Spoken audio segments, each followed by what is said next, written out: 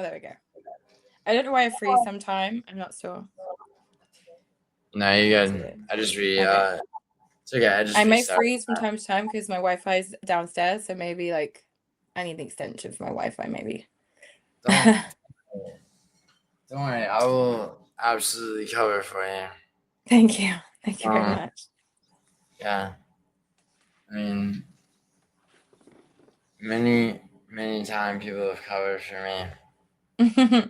Well, I may freeze from time to time. I'll be like, you won't say anything, and then I'll come back about a minute, like 30 seconds later. It's all good. You know why? Because technical difficulties aside, Jess, the MMA girl, this is UFC 328, and oh, I don't know if you know we're recording, but we are. Yeah, I know we're recording. Don't worry. Nice. Yeah, forgot who I was talking to. So my name is Juliano Argenti, as all of you know. This is the MMA girl, Jess. And Hi. And Jess might be the most professional featured guest that I've had, arguably. Really? Well, I mean, up there, tied for first, I would say. Well, thank you very much. If not first place. Oh, that's very kind. I try. But we can only be as professional as we are, you know. Exactly. Precisely. So really quick, this card came about, I feel like, I mean, we kind of talked about this introing the process Stella Madalena card. Yeah. Where basically you were saying that there was this conflict of interest with as in, like, it conflicted with the interests of Amosov and Khamzat to fight each other.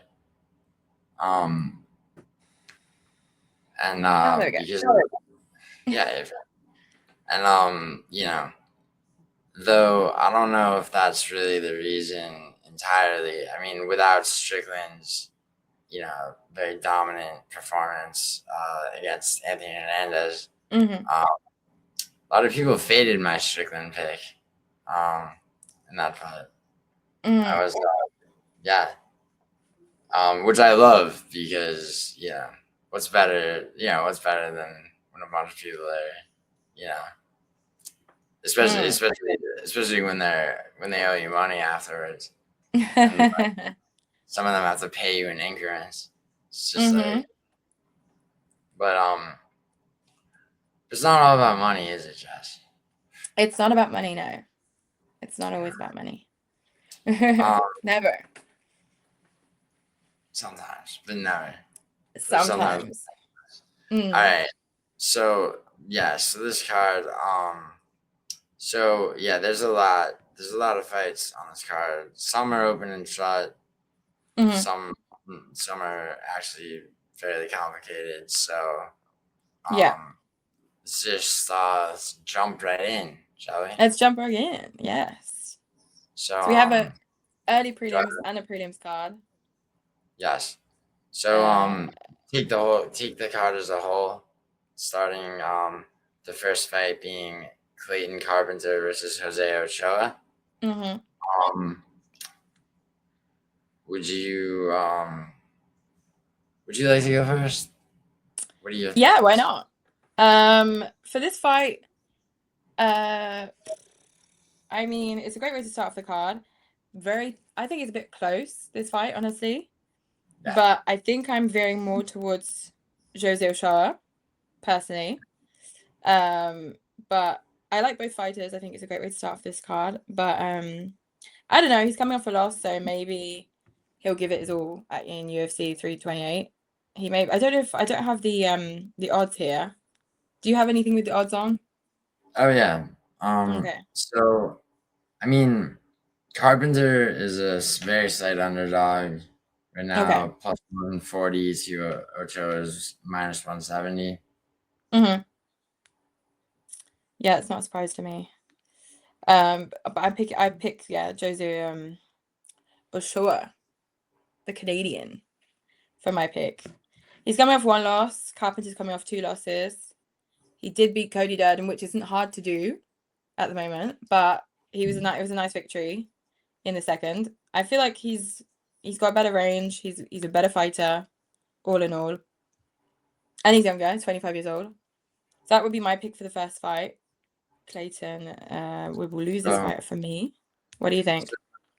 So this is a difficult one for me because Clayton Carpenter's grappling is, I mean, the Jeffo Filo loss, I guess doesn't age well, but, and, Tatsuro and Bekov is no joke. He lost him too.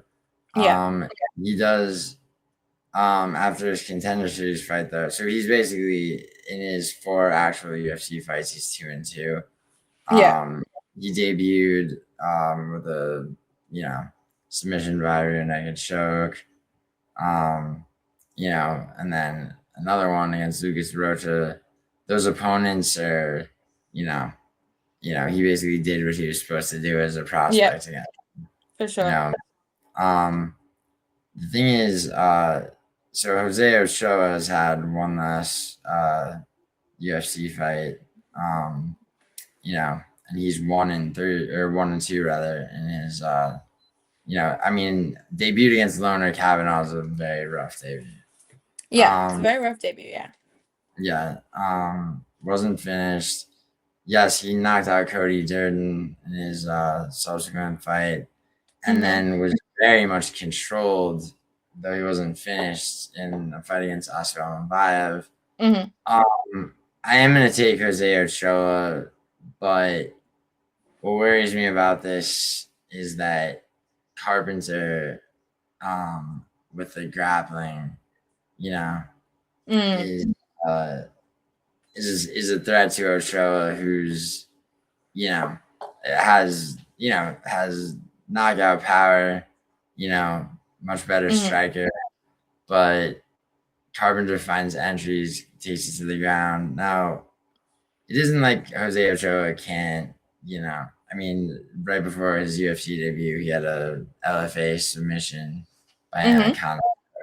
She's not helpless, on the ground. No, he's not helpless, no. I just think that, there is a threat that Carpenter, taking him down, I think we could say that Jose Ochoa's key to victory is staying on the feet, maybe. Probably. Yeah, and and stuffing takedowns, maybe even some defensive grappling. Yeah. He just can't be mauled like he was against Aslam Mambayev. Do I think that Carpenter's has nearly the skill level? No. But, no. So, I would, and Ochoa is an inch of reach and, 1 inch taller, which that in and of itself is not necessarily, significant. It's not huge. No, I think Ochoa's got it. I just, I wouldn't be surprised if Carpenter pulled off like a 29-28 off of a close UD. Yeah, but honestly, it's hard. It's also hard to see Ochoa actually knocking Carpenter out. Yeah, I don't see it going to a finish, honestly. Yeah, no, neither do I. But hopefully Ochoa does everything but finish him. Basically treats him like Taira treated Josh Emmett. Exactly. But which is definitely possible. It is, yeah. Yeah, I think Ochoa. Yeah, I'm gonna go with Ochoa by decision. Okay, yeah, that's good for me as well. I'd say exactly the same. Okay. Next fight is a little bit less strenuous. This is an open and shut fight. This is Baisangur Yeah, being fed the fighters just to victimize. So Baisangur Susurkaev versus Djorden Santos. So Djorden Santos, he I believe was robbed against Ozzy Diaz, who we'll get to up this card. But I mean, that fight was a sloppy, kind of brawl, fight where hard to watch. I mean, it was hard to watch actually. And Susurkaev is 11-0. And he, he's one of these middleweights. Like Bakoyev was at one time, Azamat Bakoyev. Until recently. But and he may hit his ceiling, Susurkaev, but I don't think Djorden Santos is going to be it. He's this is someone who trains with Khamzat, who is on the way up, and I don't think they're going to give him someone that's going to break his rise to stardom just yet. So I think this is going to be an open and shut one. Yeah, he's also he's fought 2 fights in the UFC. His debut against Eric Nolan, I believe he lost the first round because he was feeling himself. He's undefeated. Yeah, I didn't really like that attitude that he had. It was a bit. I was like, if you've had 2 fights in the UFC, calm down. Well, yeah, and I mean this was his debut, I think, but I think he snapped out of it, realizing that he couldn't lose the fight, and wound up subbing Eric Nolan. In his subsequent fight, the most recent fight, he had against Eric McConico, who honestly, Eric McConico is not to be, it's not to be ignored, Yeah, he's not bad. He's not half decent, honestly. Yeah, and and that knocked him out. Very pretty impressive for a kid who's 25. For sure. Djorden Santos, it's like wins a decision on the Contender Series. He has fought in Thunder Thunder fight, basically a promotion that very regional promotion, very regional scene. Now but he has a decent record for his professional record for sure. 11-2. I mean, as many wins plus 2 losses as Susurkaev. The problem, and I did feel he was robbed against Ozzy Diaz, although that fight was abysmal. I mean, is he? But it's like he's one of these guys, like like almost like a Jose Medina or like a or even like a like a Valentine. Where sure. It's like, I mean, these guys are, it's like imagine being a UFC can, like, it's like, and let's see, he the promotions he's fought in and the opponents that he's fought against, I mean, he beat a 6-13 opponent, like 2 fights back. I mean, and he basically he's had a few split decision against a 3-0 opponent. And Will Curry, who fought in the Contender Series, has never been really anything special. In fact, Yeah, and that in my mind, neither one of them should have been signed. Yeah, I agree with you. I agree with you for sure. And I mean, they did beat Danny Barlow. Like I just yeah, I was pretty unimpressed, honestly. But for sure. I mean, Danny Barlow was never impressive to me. I mean, so you have Susurkaev who's finishing top, very like just outside the rankings fighters, at least as far as Mechanica goes. For sure. I see no path to victory for Djorden Santos. Like, the keys to victory for Djorden Santos is survive. I mean, and even then, it's there's Susurkaev can grapple, he can strike, he's got 4.5 inches of reach. I mean, I think he's gonna strike and then probably grab him. I mean, it could be.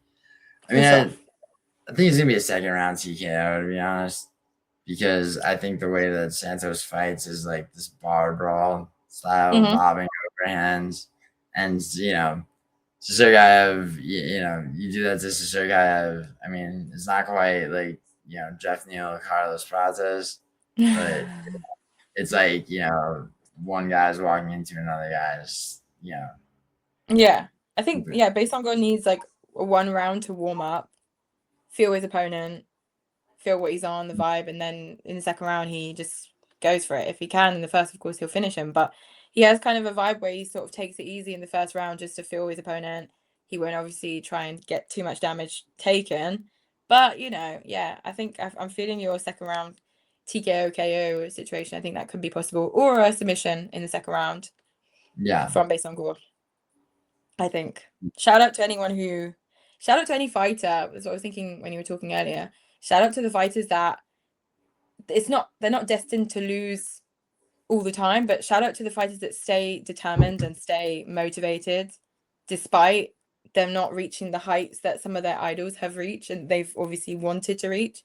So shout out to those guys for staying in MMA despite getting slimed out all the time. Shout out. Yeah, salt of the earth, right? We need these guys. If we had only Ilia Toporios in the UFC, that would be amazing. But we need obviously different levels. People who want to challenge themselves, people that are out of their depths, and of course you get people like Santos on Saturday night. Santos will be Baisangur's victim, and he'll be forgotten. But he's still there, and he still came up, and he still turned up, and he still did his camp. And shout out to all those fighters that probably know they're not going to make it to the big heights of MMA, but are still motivated. I respect that. And he's 1-1 on a 3-fight contract. I mean, he's going to be 1-2, but he's got that Danny Barlow, and they might keep him around. I hope for him he keep him around. Yeah, but yeah, if he survives Saturday. If he survives, exactly. Look at Harry Hardwick. Harry Hardwick he's had his legs broken in Paris last year. Then in December, he got his jaw broken in the Apex.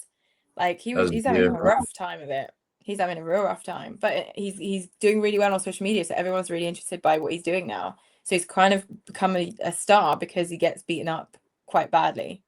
And both the Hardwicks are very fragile. I've watched some of his brother's fights and stuff, and they're really fragile. They have like brittle bones that snap. Sad. I think Harry Hardwick's brother broke his finger. His finger was like bent, just completely like bent like that, but in the other direction last week during training. I commented on his photo. I was like, you must have like brittle bones in your family. Wow. You guys must be weak. You commented that. Yeah. Wow. They didn't respond, but that was my fault. I thought of that exactly at that moment. So I was like, let me comment that. It's funny. It'd be funny to like, I mean, maybe perhaps I've been on YouTube too long and the whole trolling, phenomenon, but like it would be funny to just like, sort of like just act like you were being genuine and just recommend like every type of bone density supplement for them. Like, Okay, that would be really funny. Well, hopefully one day, when the next time I'm in London, I'll be able to get maybe a Harry Hardwick interview, and I'll tell him, Harry, I've got some products to recommend to you. Like I'll film it, but I'll pretend we're not filming yet. I'm like, Harry, look, I brought a few things to show you. I think maybe you and your brother could use it. wow, Seeing as you're fragile. yeah, nice. Anyway, that was a tangent. Sorry, guys. No, tangents are allowed. Oh my god, are tangents allowed? I'm pretty sure it is. But next fight is Pat Sabatini versus William Gomis. Yeah. On peut parler français, du coup. I feel like this is our first disagreement. William Gomis. I'm William Gomis. Sorry, say that again. Yeah. I'm surprised William Gomis is on the early prelims card. Really? Can you hear me? Yeah. Yeah, I can hear you. Yeah, I think he's worth it. He's worth a prelim, not an early prelim fight. Poor William. Oh no. He's got a good record. I mean, yeah, he so Hyder Emil, who I actually did have an interview with until he got knocked out. He was undefeated. He beat Gomis. And then he was knocked out in 35 seconds. And I didn't do the interview. Yeah. Yeah. Gomis, well, I mean, you know what? I'll let because you're double In national France. in France. Well, I guess not technically double national yet, but Not yet, but maybe sometime later this year. Exactly.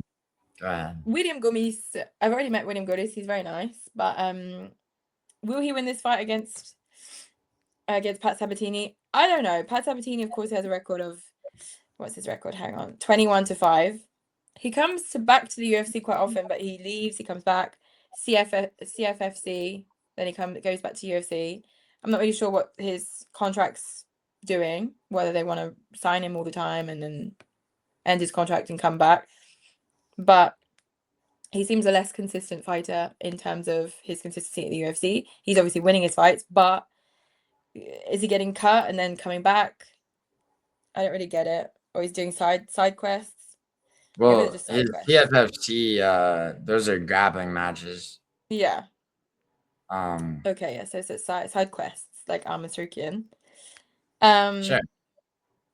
But I'm not going to be biased and pick William Gomis specifically because I'm in France. But I genuinely think William Gomis, just based on his motivation, he has all the keys to win against Pat Sabatini. I think. He's good on the feet. He's not as good on the ground, but he's good on the feet.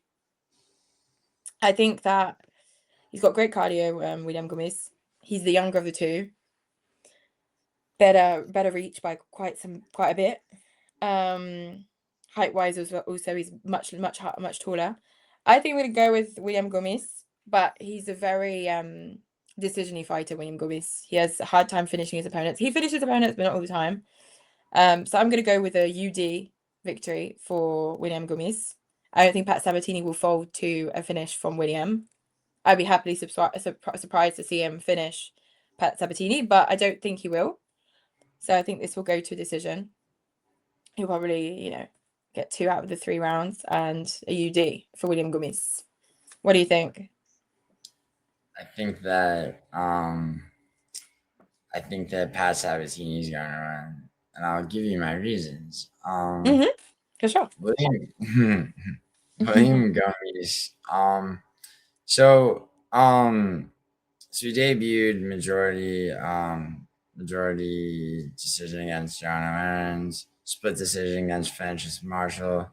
He did have the body kick KO against his name is almost not worth remembering. Giannis Gamori, who I Gamori, think, who I think didn't. Yeah, he had. I was right. Yeah, he went on to get knocked out in like 20 seconds by Peyton Talbot. And and then fought Joanderson Brito to a split decision, which I genuinely felt was a robbery. But robbery for. I thought that Robert? I thought that Brito won that fight. Okay. But I thought that I remember thinking that at the time. I mean, who knows? I could rewatch that fight and feel differently. It's just that Joanderson Brito has not looked good lately. No. And Hyder Emil, who was much older, undefeated up to that point, but on a bit of a streak. He managed to win a split decision against Gomis. And yes, Gomis just beat Robert Ochoa fairly dominantly. The thing with Pat Sabatini is he is constantly rolling grappling matches when he's not fighting MMA. He has been in the UFC for longer. He's very slick with submissions. But he can also it's not like submit somebody or get knocked out. He's able to he's able to find creative submissions as well.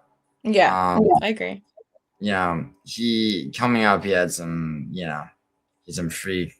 I don't want to call them freak losses, but I mean Damon Jackson by ground and pound, Diego Lopez for the knockout, which is definitely respectable. Against an opponent who is like mediocre to mid, like Jonathan Pierce, first round drew a naked choke.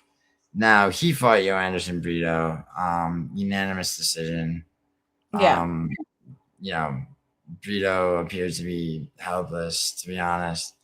And then Shepe Mariscal, who was his most recent fight, who way back in 2018 on a regional promotion, he had lost a split decision to, wound up winning unanimously last November.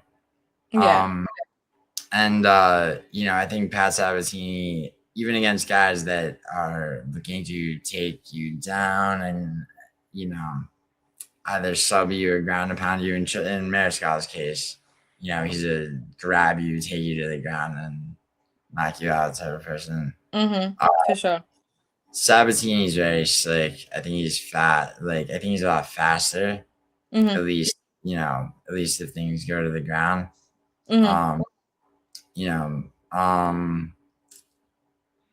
There's a question of size, but I don't know if you remember Sabatini versus Jonathan Pierce, but he did a very Tatsuro Taira standing back take where he was able to get a rear naked choke from a back crack position. The thing is with so I think his being smaller favors him in this fight. Yeah, he's used to it now. He works around it very well. Yeah.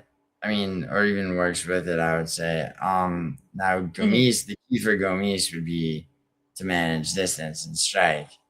But I think Gomis can have a habit of trying to bulldoze an opponent up against the cage, and that's where Sabatini.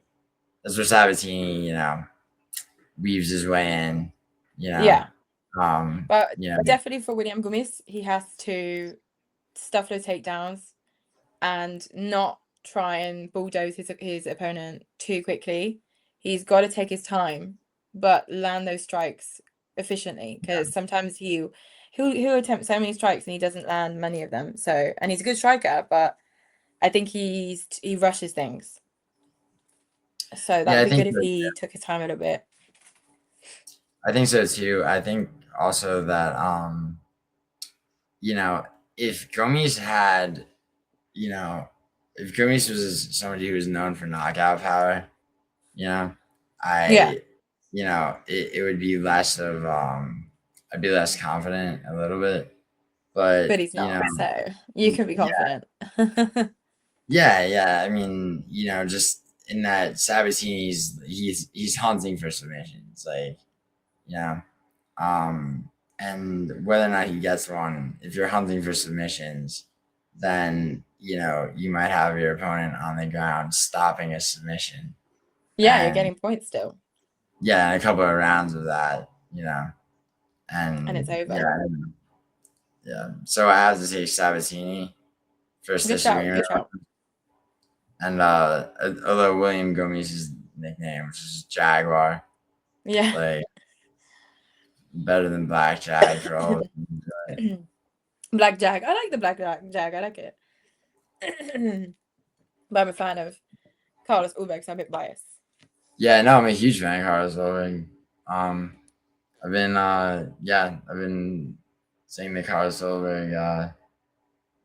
Probably, I mean, I was like, once he knocked out Reyes, I was like, he He's better good. get it. Oh no, I knew he was good. He was what a lot of people didn't understand about him is that he fought. That's a guy that game plans very well for like the way he Yes. fought.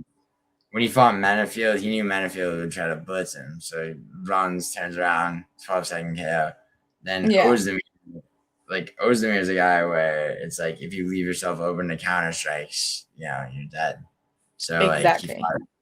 he was defensively responsible in that fight. Like, and a lot of people were, saw that as being, whatever, like saw that as being like just, barely a step ahead.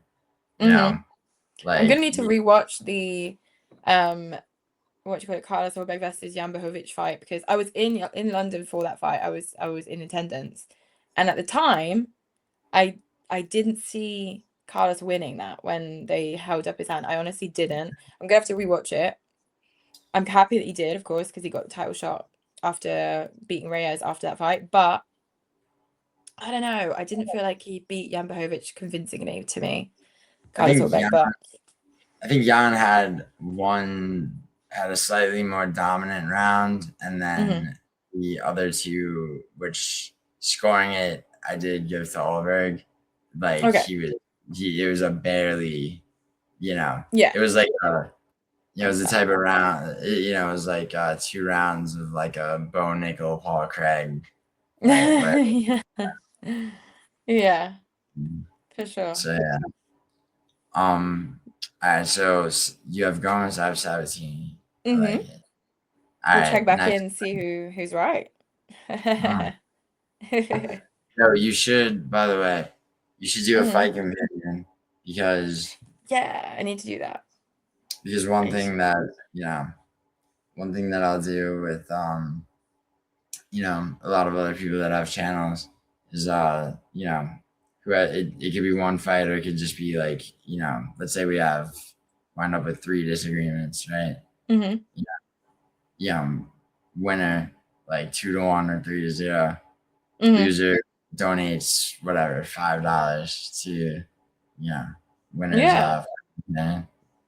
Well, I'm gonna start doing fight companions, because this is obviously I'm in my studio, and in front of me I've got a television that I bought especially for watching fights and doing fight companions and stuff. The television, I don't know why, it doesn't work, so I'm gonna have to get it repaired, because I don't really see myself doing it in my living room, so I kind of like the idea of being able to sit here and watch the fight here and be able to react and be on live. So I'm going to get that television fixed, and they'll be able to do weekly fight companions as well, which would be cool. Yeah, I like that. Yeah, fight companions are dope. You can always hear, for whatever reason, like I've never had a problem with the audio of like so it's like any of my fight companions, it's like on my phone, I'm standing up screaming. But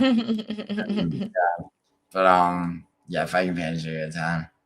Yeah, honestly. I think it's cool because they get to see us reacting to fights like directly live. Yeah. We're not, And then not the same sometimes- people when we watch fights.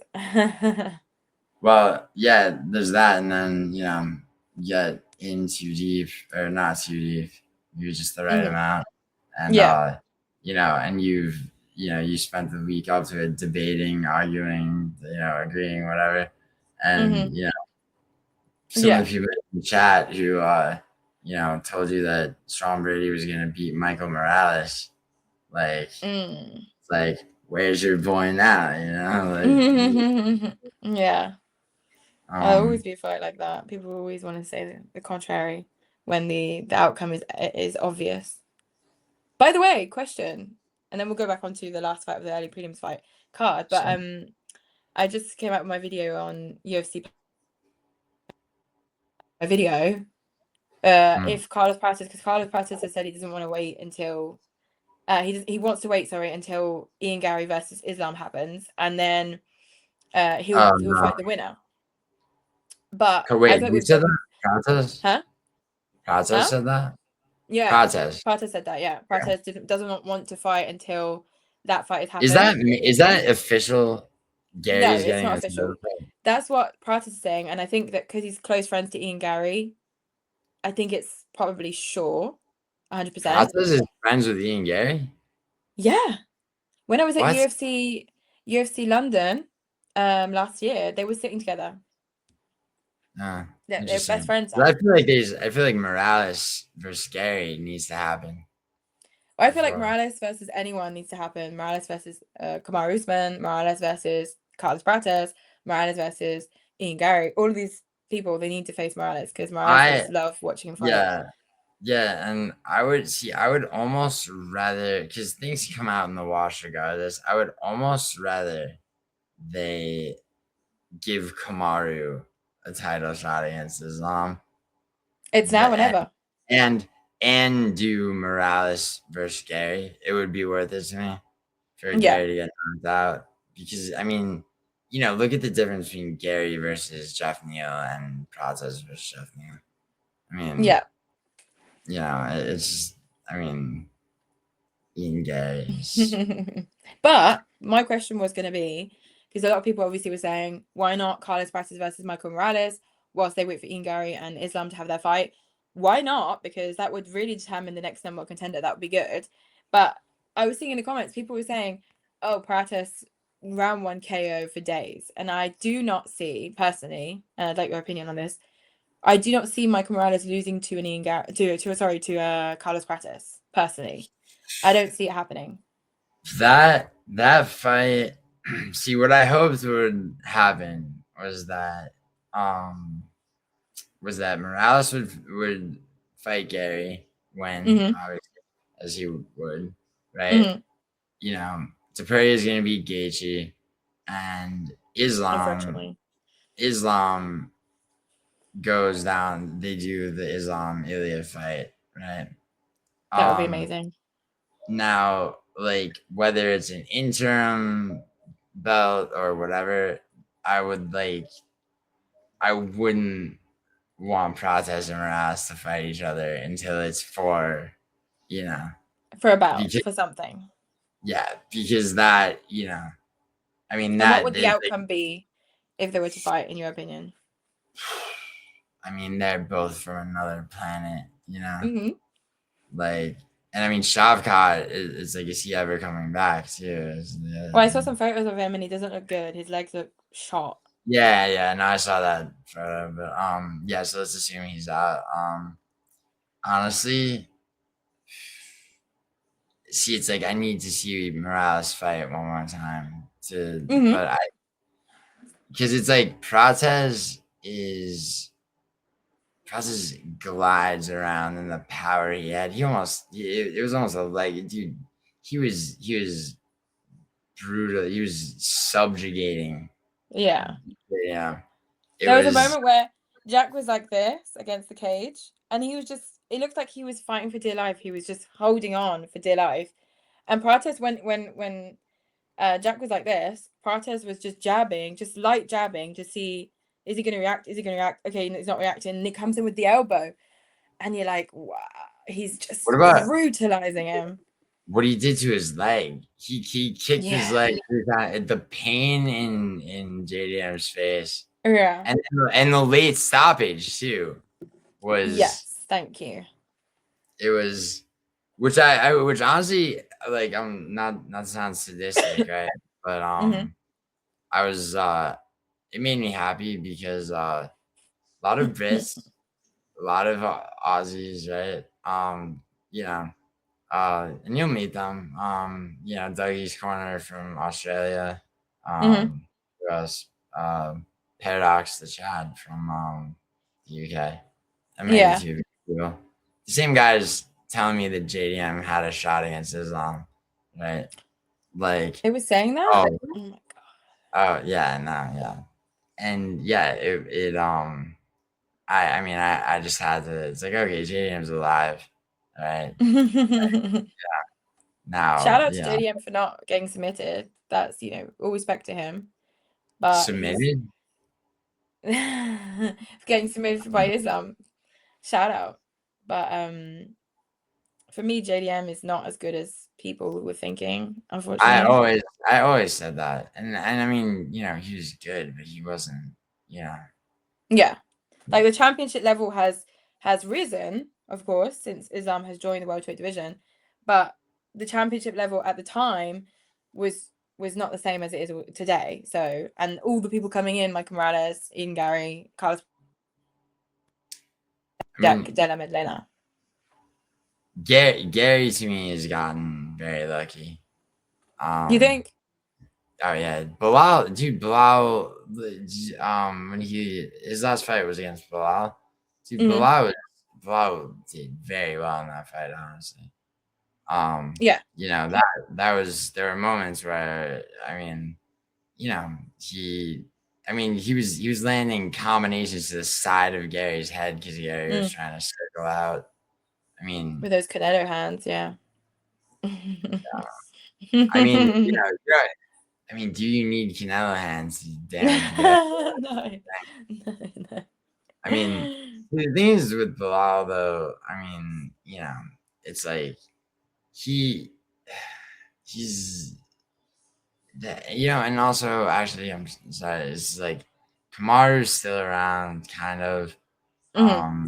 Obviously, we'll get there, but Brady, Buckley, and and Yo Alvarez, who we'll see, probably decide the future of in this card too. I mean, yeah, welterweight's insane. Welterweight is popping. I love this division. Yeah, it's the most exciting division, I think. Yeah, welterweight division, the most exciting of them all. Last fight on the early prelims card, so we can get that out of the way. Roman Kopylov is taking on Marco Tulio. Roman Kopylov 14-5, Marco Tulio 14-2. Roman Kopylov, of course, coming off of a loss, if I'm not mistaken, to 2 losses. 2 losses. 1 to, of course, not Diego. I was going to say Diego Costa, footballer, but no, Paulo Costa and Gregory Rodriguez. So both were unanimous decisions. They didn't get finished, but he's on a slide right now. He's sliding. Right. And okay, so something strange happened to in my opinion, to Roman Kopylov, because he was on a knockout streak. He was subbed by dangerous, Subbed by Anthony Hernandez, then learned how to wrestle, beat Cesar Almeida, and then goes on to TKO Chris Curtis through his guard. Then against Paulo Costa, who in my mind, there's no that looked like, I'm not saying it was, but it looked like corruption. Like, do you think? I don't think so, really, but it, like, it's like it was corrupt without being corrupt, almost. It was. I don't know why he was tentative to the point that he was against Paulo Costa. Yeah. It made no sense to me. There was no reason for it, and then he fought Gregory Rodriguez the same way. So, like, and now neither one of them could finish him. Okay, but I'm wondering if, because Anthony Hernandez trucked through Michel Pereira, who before that was doing backflips to KO. Yeah. Then after that, Michel Pereira has been like a shell of himself. Yeah. Have you seen he's got a fight announced? Yeah. Who's it against? He's facing Shara Bullet. How much? Yeah. How many gifts are they gonna give him? But I mean, because it's like, the Zachary split decision and Michelle, but what I'm saying is, like I'm gonna have to depend on Kopylov not being tentative against Marco Tulio, who looked very good. In the beginning, yeah, he looked good. Yeah. But he's had 3 UFC fights. He's now 2-1. Knocked out Chris Duncan. Chris Leroy Duncan. Because you have 2 Chris Duncans. No, yeah, he was not. Yeah, and then Christian Leroy Duncan's striking somehow emerged from nowhere, and he knocked out Marco Tulio. And then because if you go back and watch, sorry, go ahead. No, go ahead. Well, if you go back and watch the fight between Chris Leroy Duncan and Roman Dolidze, I was just gonna say. Yeah, and that was after he Djorden knocked out Tulio like pretty brutally, Yeah. and then had barely beat Dolidze. Barely, and it was a horrible fight. Yeah, it was a terrible fight. I was in the airport coming back from PFL Madrid, watching that fight on my laptop, and I was like, "Get over it, get it on with, finish this fight, please." Yeah, I thought. See, I had Christian Djorden, but I thought they were about to raise Dolidze's hand. Yeah, Dolidze thought he was going to have his hand raised as well. Moran thought he was going to get his hand raised as well, but unfortunately, they gave it to the Brit who was in Britain. Maybe there was a bit of the judges were a bit biased. Maybe, I don't know, but that surprised me. His performance, Chris Leroy Duncan's performance, surprised me because I thought. I'd had him down to be really dominant against Roman Dolidze, who, by the way, Roman Dolidze, for those who don't remember, got ragdolled by Fluffy. So why would he not get ragdolled by Chris Leroy Duncan? So I didn't see that coming. Now that obviously we're going to see Tulio fight, it changes things in the perspective because everything's levels. There are levels to this game. And when you see Chris Leroy Duncan knocking out a Tulio, but not knocking out a Roman Dolidze, that means that Chris Leroy Duncan is not as good as we thought, and Tulio's even worse, maybe. Yeah. MMA math. Yeah, and so what it comes down to for me is, has Kopylov been? Because it was right from the beginning. It's not like Kopylov suffered like a devastating loss the way Michel Pereira did to Hernandez, that would make him fight, tentative prior to that. He looked like that right away against Costa. Yeah. And exactly. And against Gregory Rodriguez. So I'm taking Kopylov, but I basically have to, I'm assuming that, he's not going to have any reason to do nothing and try to land nothing and half-ass feint and basically just get backed up. I think this could be the comeback fight for Roman. I'm picking Roman personally for my pick. I think this could be the comeback fight, domination over Tulio, maybe a finish in the late rounds. I think so. Yeah, I think this could be a nice opportunity. I think this is a nice gift from the UFC to Roman Kopylov. Here, take someone a little bit less difficult, show us what you're made of, so you can get back in the win column and feel good about yourself. I think this is that kind of fight. So I'm.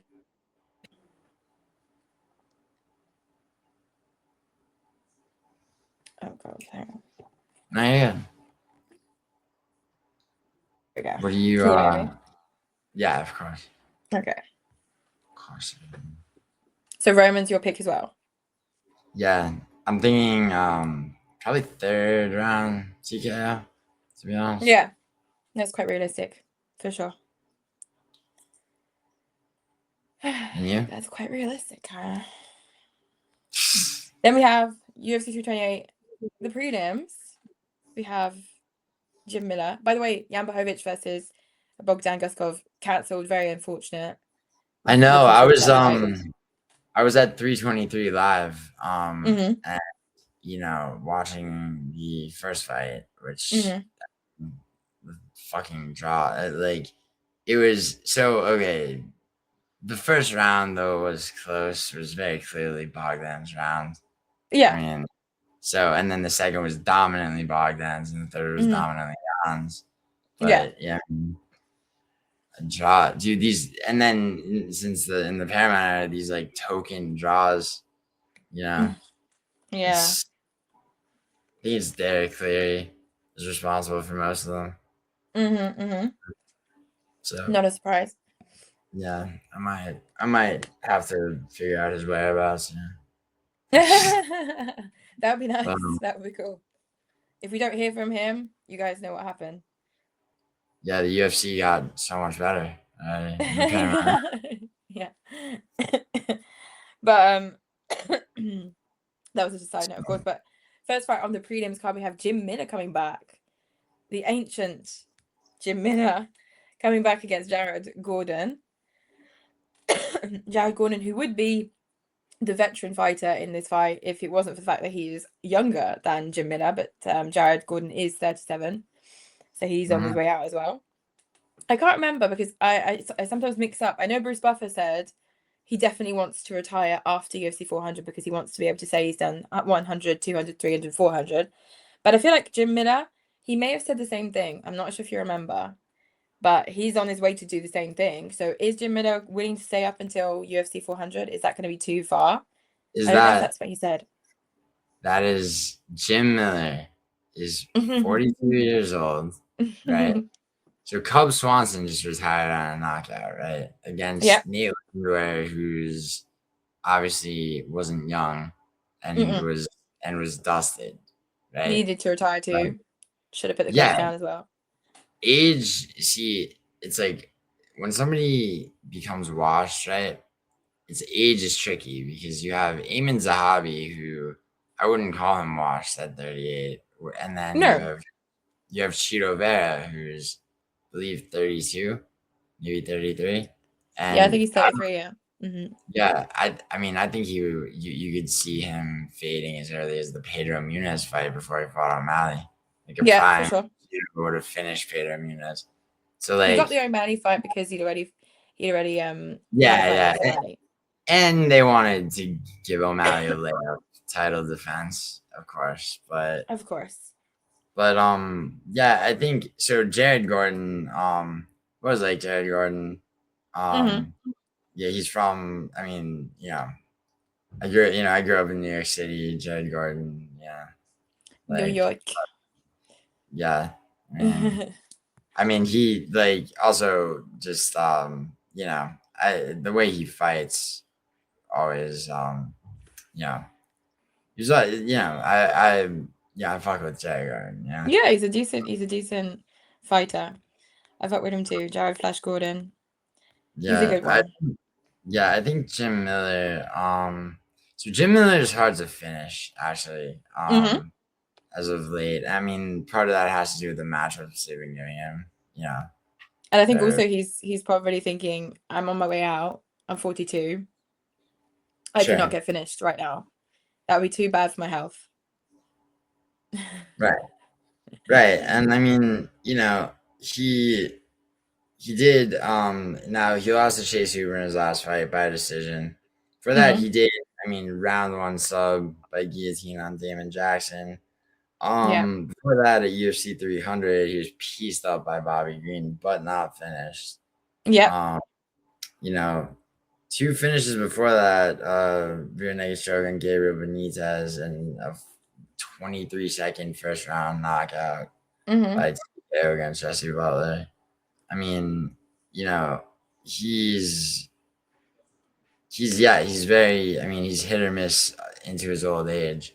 And he's hit or miss, like, he's in this area where like fight IQ can compensate for other diminishing qualities. Yeah, that's what I said in my video. It's exactly what I said. That's exactly what I said. Fight IQ. Well, yeah, I mean, and the thing about fight IQ though, when you're talking about like, it compensating for, for speed, cardio, things like that. Yeah, the weaknesses you may have. Yeah, as you age, yeah. I mean, Jared Gordon, the Thiago Moises knockout in the first round, was, I mean, I took Jared Gordon to win, but I did not. I was not planning on a first round knockout. The Marco Madden fight was the Hogcross fight. I mean, it's like that was another one where like it's like that was it's like, was that a robbery? Yeah, I agree with you. Yeah, I mean, but very close fight regardless. Very, very close. Yeah, I mean, Gordon though, against Rafa Garcia, one of a Telegram group that I'm in, the information about the car accident that had happened. When was it? The day before that morning? Gordon, I think it was the day before. I feel right. I think Yeah. So that information came in, and myself included, a lot of people, as soon as I came across the desk, so to speak, drained any bet that we could, any money that we could out of Jerry Gordon, because, and I mean, he was losing the fight. But he had some good open opportunities in that fight. He could have won, but he was definitely losing the fight. But he had some good opportunities in that one. He did, but I mean, you ever been hit by a car? I mean, Exactly. He did what he could. Yeah. And I mean, yeah, I guess. I mean, the thing is, like, probably shouldn't have pulled out. I mean, it's not, he's been with the company a lot longer than fucking Armin. I mean, I think they'd forgive him. Yep. But regardless, hopefully he's healed from the car crash and the damage. Yeah, hopefully he's better now. Yeah, because I mean, I do like. I mean, I do think he's better everywhere than Miller. Yeah, he is. Yeah. I think more power. More power. A little bit more speed, even though Jim Miller can be a little bit deceptively fast. Yeah. And let me see. Every once in a while, the actual stats are. See, the only thing that he does. I mean, he does absorb a little bit more than Jim Miller, but although Jim Miller has a negative strikes landed per absorbed differential. Okay. Which, so it's Jared Gordon. Like, I mean, almost like a lock. I think. I mean. Okay, is your lock of the card your first lock of the card? No. I'm probably actually. I was gonna lock Sabatini, and I'm still taking him, but we disagree on that. So lock him in. Don't worry, lock him in. Well, I'll figure that out later. But Susurkaev is obviously the lock. It's a lock. Yeah, and I'll surprise you because obviously I've already filmed my predictions video for UFC 28, and I said that I would be picking Jim Miller, simply because when I imagine this fight happening, I do see Jared Gordon being very dominant because he's probably a little bit quicker, probably a little bit more power, indeed. But I think Jim Miller's fight IQ may be able to sneak in a sneaky UD. I think a sneaky UD. How do you see that? If Jared Gordon is your lock, go ahead. But my pick is Jim Miller. Not my only lock, but Forget locks for a second. How do you see that happening? I just think, honestly, I think that first round maybe will be Jared's round, but I don't see any of his strikes actually KOing Jim Miller, and Jim Miller will counter strike a lot. I think he'll counter strike. He may land some good shots. He may even try to send him down to the ground, take him down. Sure. I think he could get some points from some control time on the ground, and probably with all that combined, maybe scrape a UD. See, I mean, I could see that. I could see that, especially if it goes to the ground. But I mean, the way Bobby Green beat Jim Miller, right? Didn't finish him, but no. He I don't did think this fight won't give us a finish. I don't think. No, I don't think so. But if it's a surprise win for Jim Miller, like, quite honestly, hats off to Jim Miller. But it's more likely Jared Gordon. But I'm.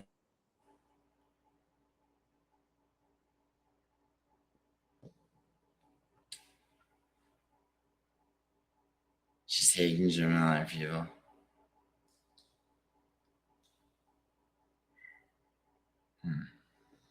Oh, there I am. Yeah. There I am. But so you got Jim Miller. I have Jared Gordon. I like it. All right, we're at 2 disagreements. Next up, we have Grant Dawson taking on Mateusz.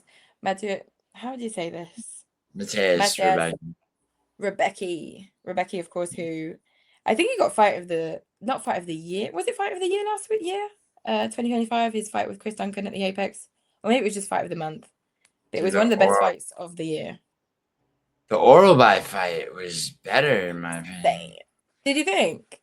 It was a good fight as well. I agree with you. But it should have gone on longer. Obviously, with the doctor's stoppage, it was a little bit shorter. But I thought it went to split decision for Rębecki, and I thought that was bullshit. I was with Oralby? Yeah.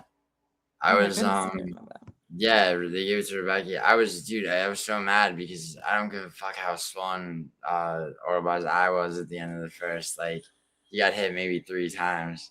Rębecki bleeding from every orifice. Rębecki is just like, who's the other fighter I had in mind? I was thinking about this the other day. There's a group of fighters like Rębecki. What's his name with the chiseled jawline? Why am I forgetting your names now? What, Ludovic Klein, the fighter? What, Ludovic Klein? No, hang on, let me find him.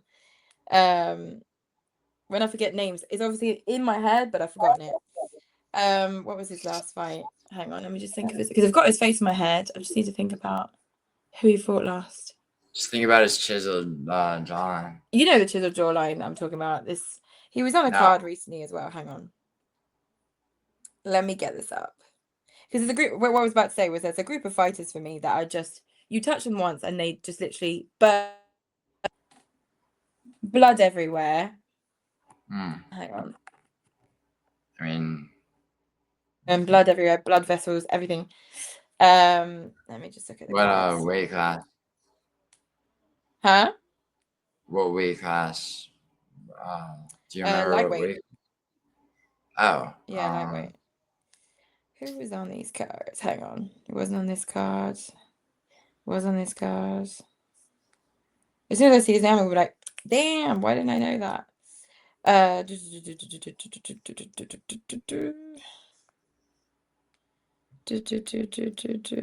Oh my god, that's gonna really annoy me. He did a stream with, hang on, I can't find him. I mean, let me just go on to Curtis Blades, because he did a stream with Curtis Blades. Shout out to Curtis Blades for his streaming. No, Curtis Blades as well. Yeah. Who did he do this live stream with last? There we go, Drew Dober. There he is. The chiseled skin. There he is. Yeah, Dober. Dober is just, he's just Rębecki number 2. They get hit once and their face just explodes. Blood comes out immediately. I mean, Drew Dober's got a lot of power though. The Rębecki, I don't think does. For sure. like in my mind. So I mean, this might be the fight that I've gone back and forth on the most. Mm-hmm. Because because the formula to knock Grant Dawson out after Green did it was Mm-hmm. realized on by Manuel Torres. Mm-hmm. I think there's what they call recency bias, Mm-hmm. Mm-hmm. But Sure. the thing is, though, I mean, first of all, Grant Dawson, just the size of Grant Dawson. Rebecca's very small, lightweight, Yeah, five he's a seven. very small individual.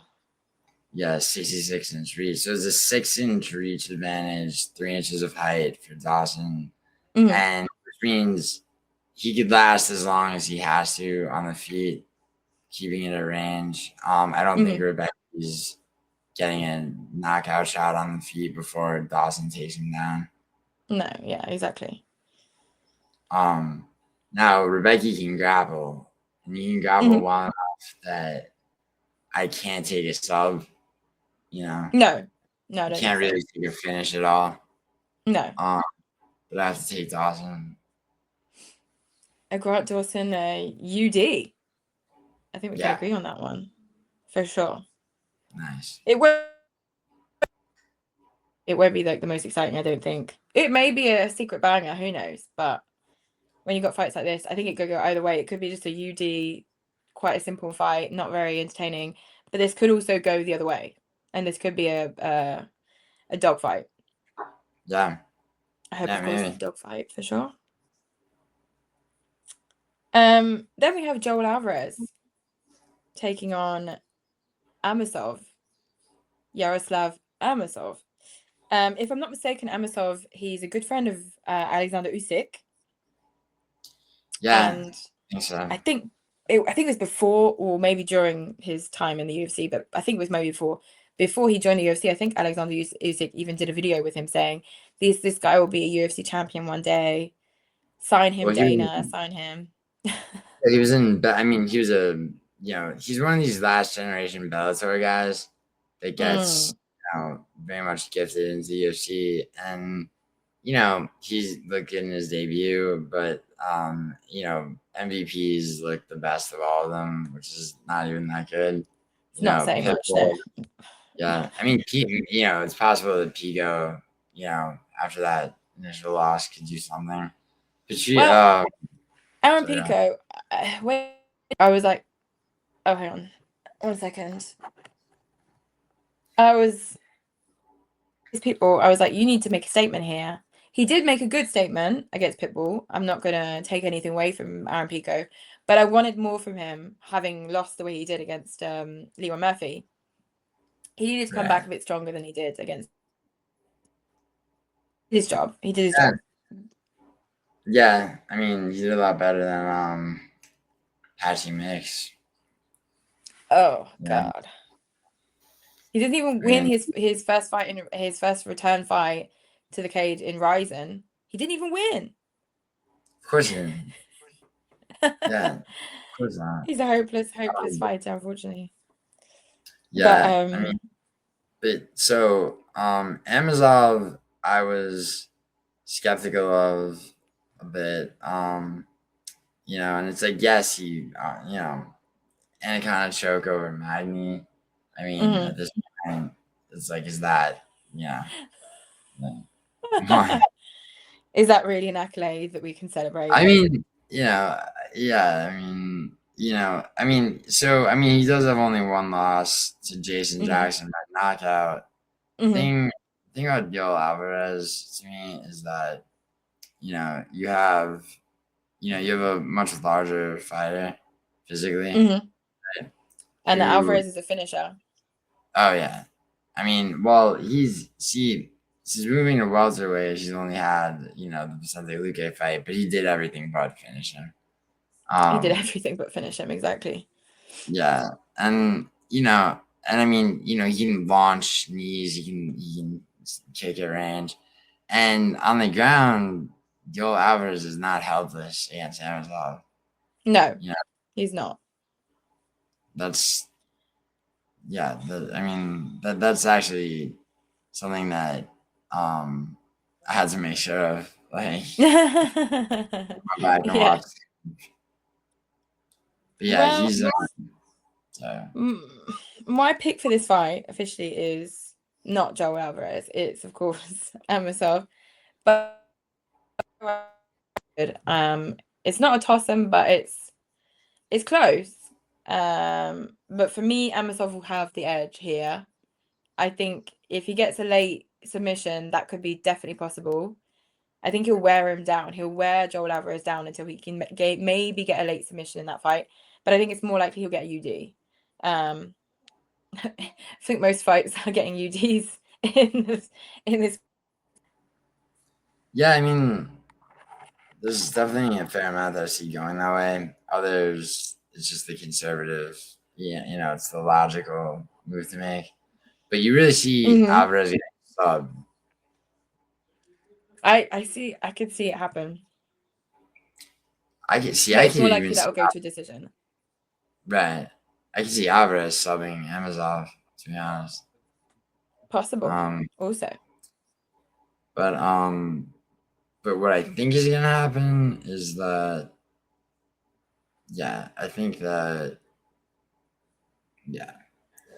I'm pretty confident in Joel. And because I mean, I think it's another case of like, I mean, every round starts on the feet. He can do a lot of damage with very few strikes, and and then he's also very equipped to grapple. I mean, but I think Amosov will respond to Joel Alvarez's striking straight from off the jump. He'll respond to him by shooting for a takedown. That's for sure. I see that happening. The bell will ring, ding ding ding. They'll start punching. Joel Alvarez will land maybe 1 or 2 shots, and Amosov will be like, "Nah, let me take you to the ground." It will be a tight grappling fight on the ground. They'll probably get it back on the feet towards the end of the first round.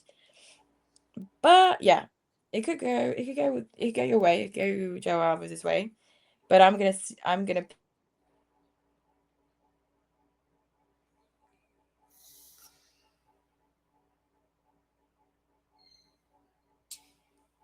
Yeah. That's 3 disagreements. Nice odd number. Yeah. Yeah, I mean, Joel Alvarez. I mean, I get the Amosov pick, but Joel Alvarez is so like, I mean, I guess at 170 it could be different. But I mean, Vicente Luque was helpless. So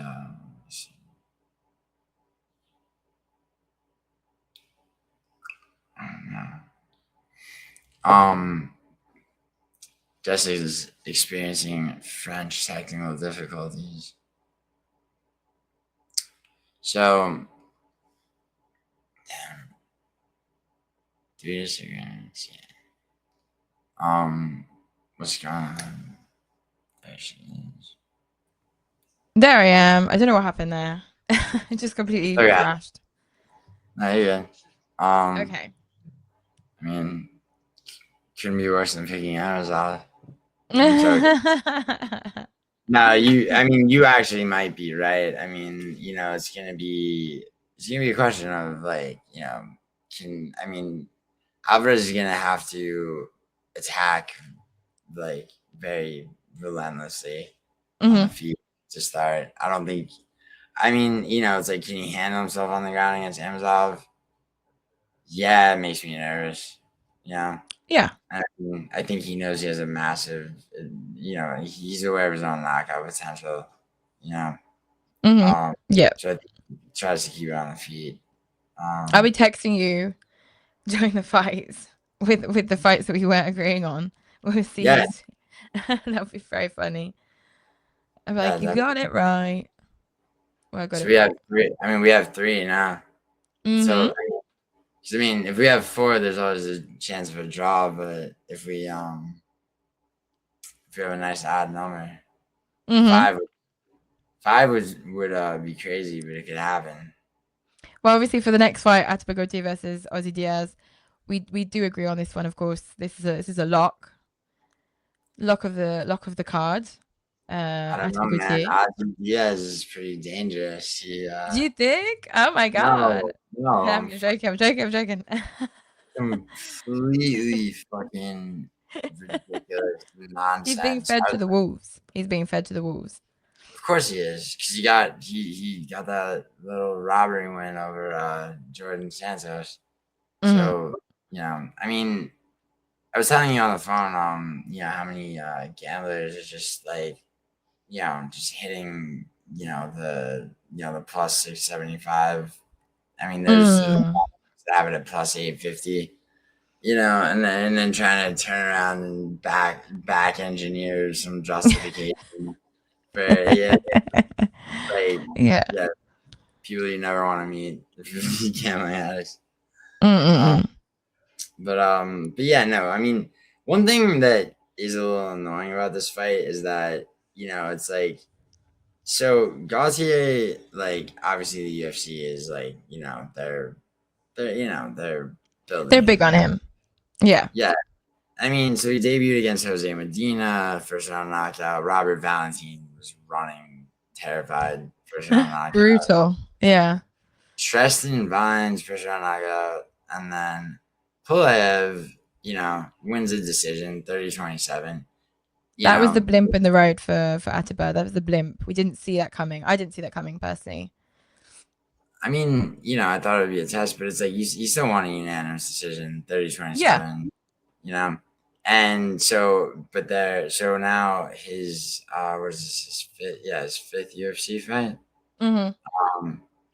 Like, it's like how many they're gonna run out of cans at the cannery, like, for this guy. We need to call the can factory see if we've got any more cans to give to Ateba Gautier. I mean, I guess. I mean, his was he taken down actually in the Tulio fight? I think he was. Yeah, I think he did get taken down.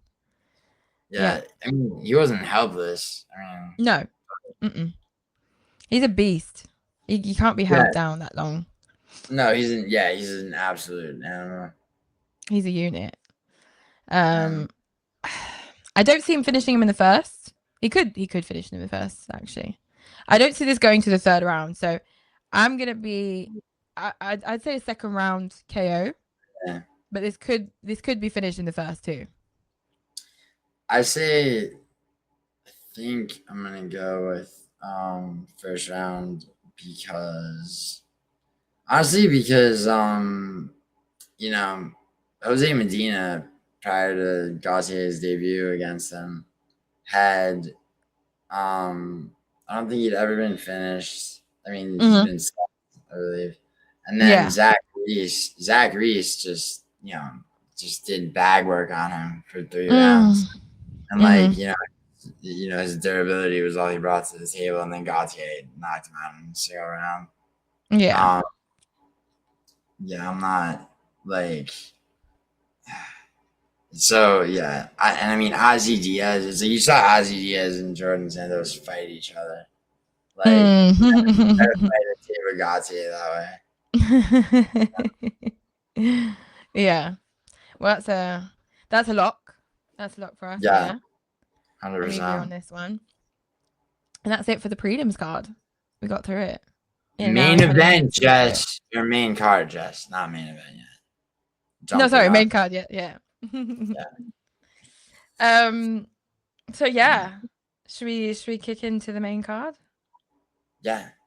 Let's start with the king, Bobby Green, taking on Jeremy Stephens. Jeremy Stephens, the bare knuckle boxer. Yeah. I'm gonna say I don't know what your pick is at all for this one, but I personally do you have the odds for this fight? Who's favorite here? Green, of course. Really? Big favorite? Yeah, minus 300 plus 250 for Stevens.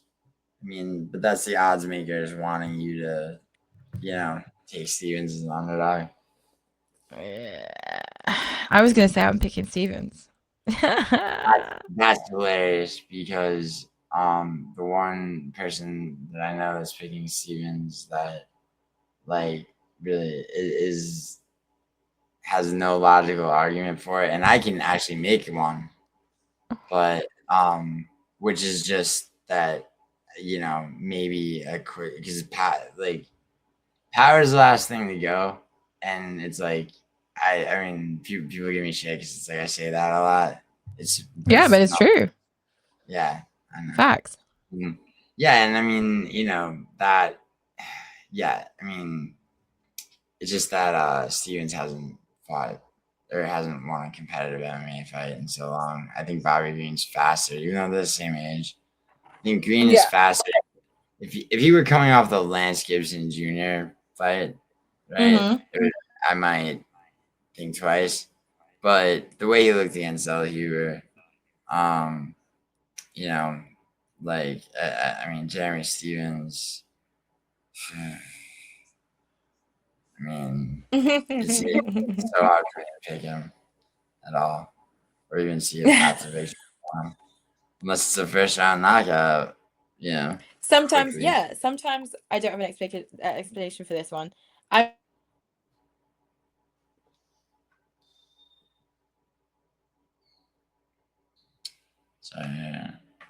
Sorry, I think froze.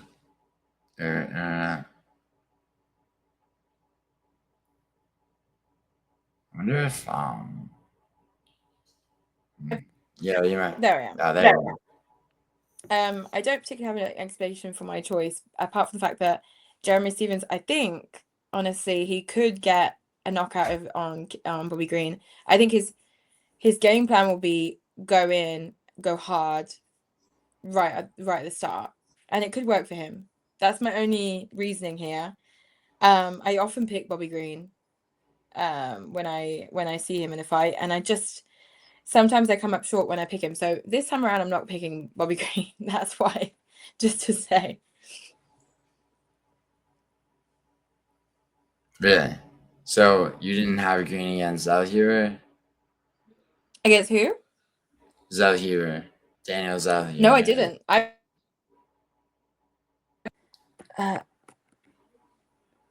And then me that I would never pick Zellhuber again in my life. That was what I said to myself. Wasted potential. But yeah, I did have Zellhuber against Bobby, and I did not see that coming, that he'd win. So this time around, it could be quite. It's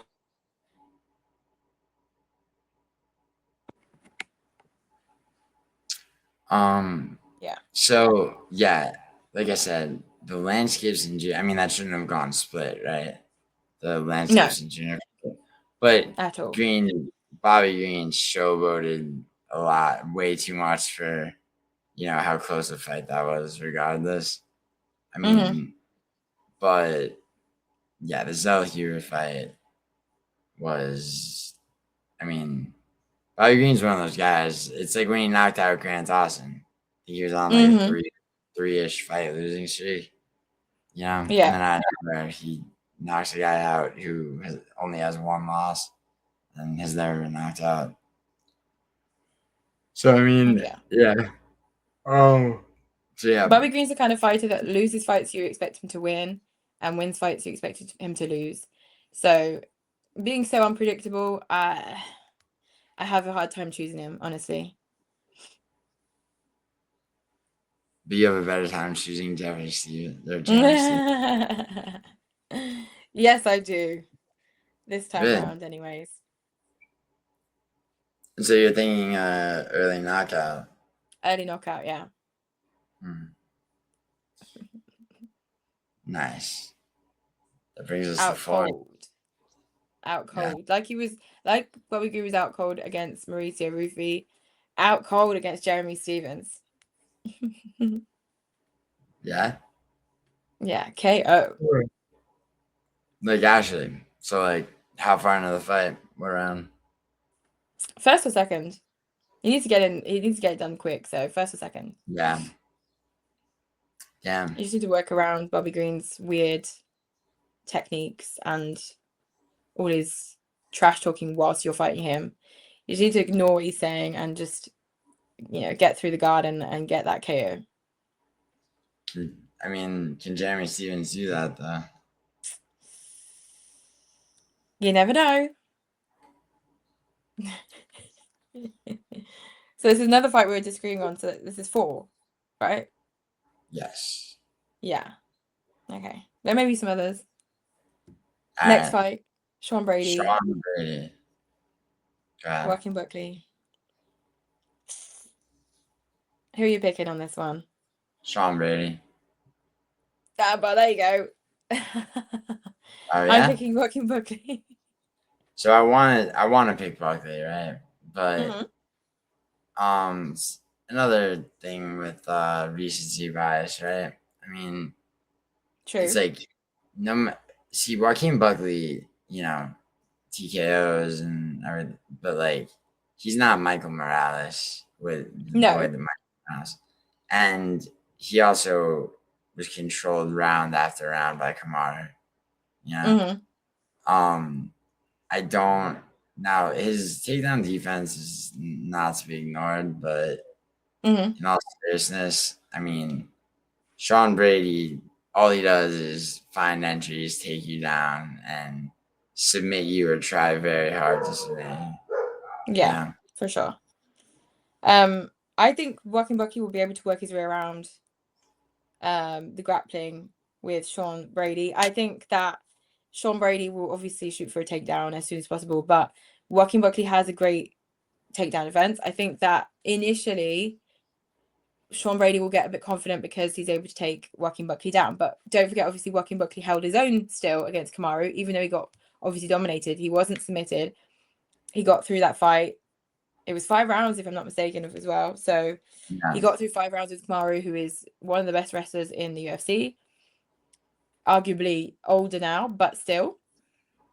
So for me, Joaquin Buckley, if he gets a way around the grappling from Sean Brady and all the takedowns, Joaquin just needs to focus on that power. He's got some power punches in his fists.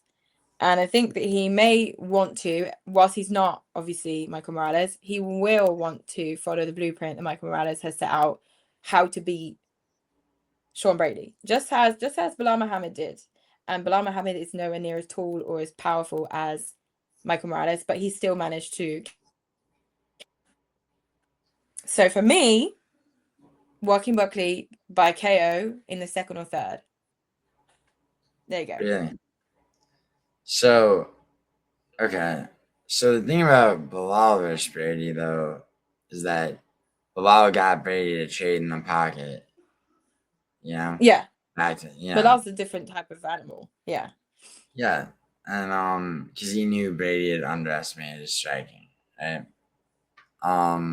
Michael Morales, it's just like, I mean, that was, I mean, I'd say I had Michael Morales. And Same. Yeah, going in. And I was, I got it. A lot of people did not see it. He's unproven, all that shit, right? Well, I'm sorry, but the win he scored against Gilbert, I think it was enough proof that he would win against a Sean or Brady. I mean, I think Brady's got the win against Gilbert too. True. Yeah, 5-round main event. The thing is, like, Buckley's takedown defense is no joke. The problem is, I mean, Brady also lands a lot more, and you're talking about a reach disadvantage, where Brady would have to, but I don't know that Buckley necessarily understands, or rather, like, closes distance very well. I see what you mean. Yeah, I mean, the entries that are gonna be there for Brady, like, to Yeah, and all it takes is one. I mean, even if it takes him a minute against the cage to get Buckley down, I mean, Buckley's not going to. I mean, if he can neutralize Buckley's striking for the most part, he may be able to do that. Yeah, it wouldn't. It wouldn't be a shock if he's able to neutralize Buckley's striking, but I think in this case he probably won't personally. But only time will tell. Only time will tell. oh, sorry. So I think it's 5 disagreements for now. Is it? Yeah. Nice. Yeah. I like that. Next up, we have Alexander Volkov versus Waldo Cortes-Acosta. I feel like we're going to disagree on this one. You think so? Well, I don't know. I hope you're picking Waldo. Oh no. Oh no. Dude, Waldo is the worst. Waldo's the most overrated fighter. I mean, but look, I mean, he can't grapple. So, by the way, the fight is Alexander Volkov versus Waldo Cortes-Acosta. Yeah, so, thing with Volkov is, Waldo's not going to be able to, to get in on Volkov, if Pavlovich couldn't do it. And, true. And I think, it's like Volkov's always got grappling in his back pocket. Always. Do I think he wins a submission? Probably not. I think he picks Waldo apart on the feet. He's powerful enough that and he's also for somebody who's 6'7". He's gonna weigh. First of all, he's gonna weigh in probably 15 pounds less than Waldo, who's 3 inches shorter. Waldo always weighs in at the limit, the very limit. Yeah, he shouldn't. Yeah. He can't be like 1 pound over. He'd be over. He's ever coming? No, he's never coming at 266 though. Those are always like hysterical. Taking the extra pound at heavyweight. No, Volkov. Volkov's usually around 250. Let's see. I guess his last fight he weighed in at 261.5.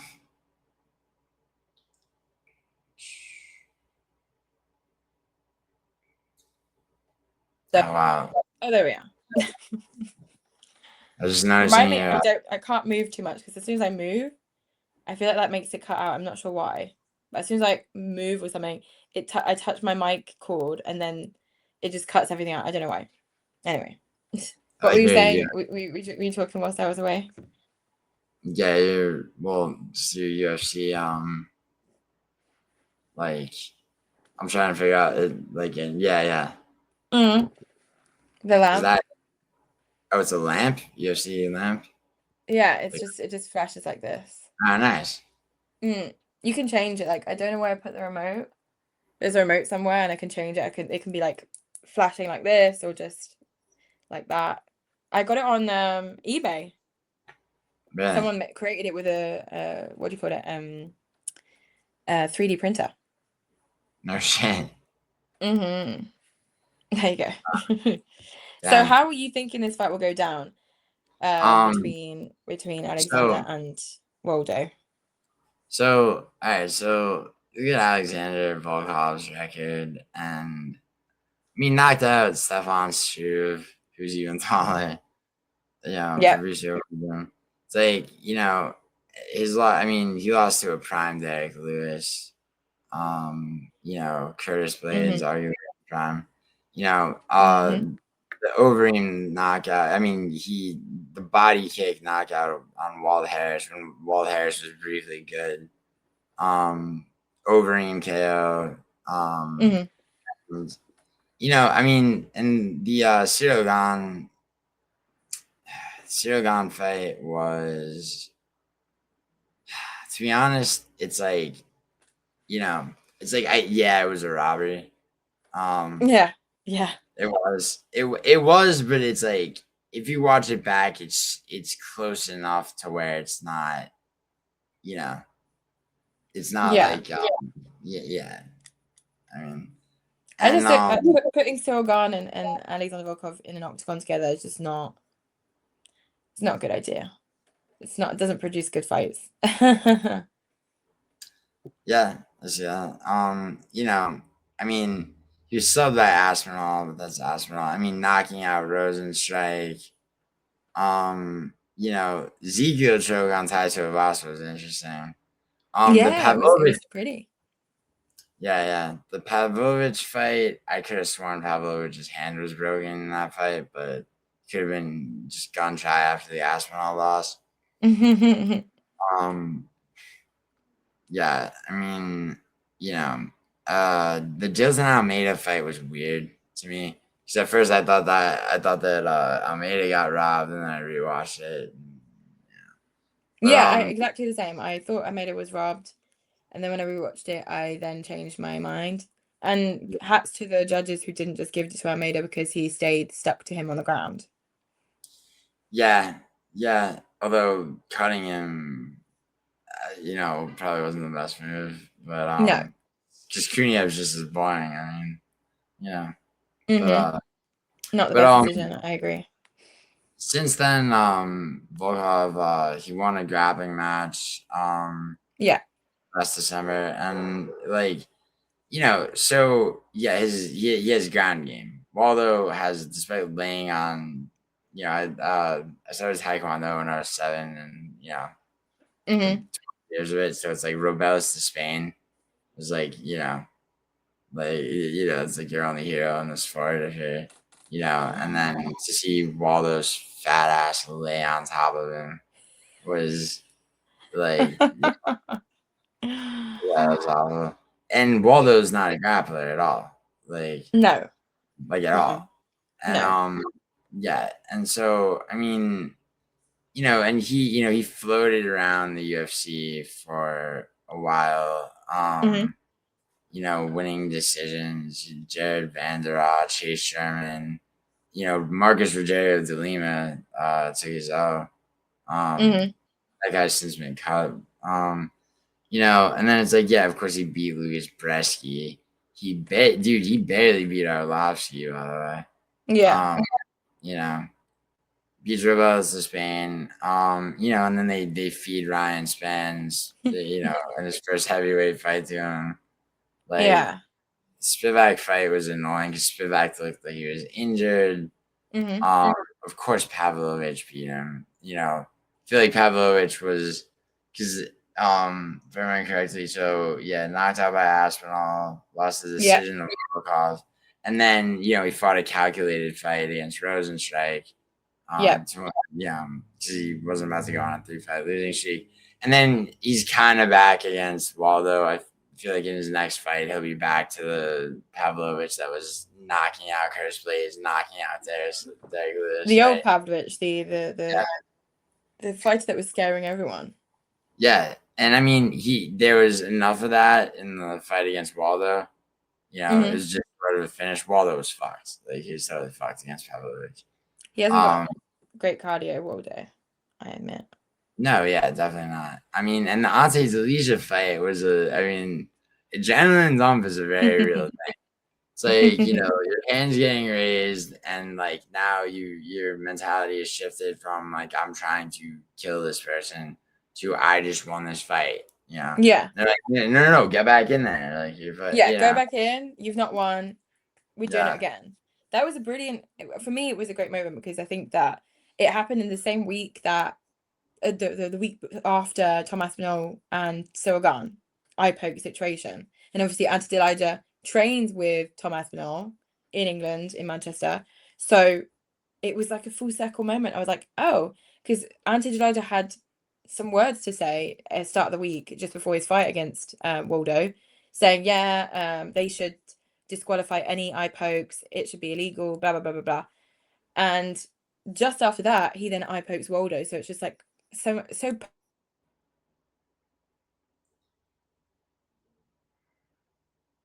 Yeah, I mean, I hear what you're saying. Damn,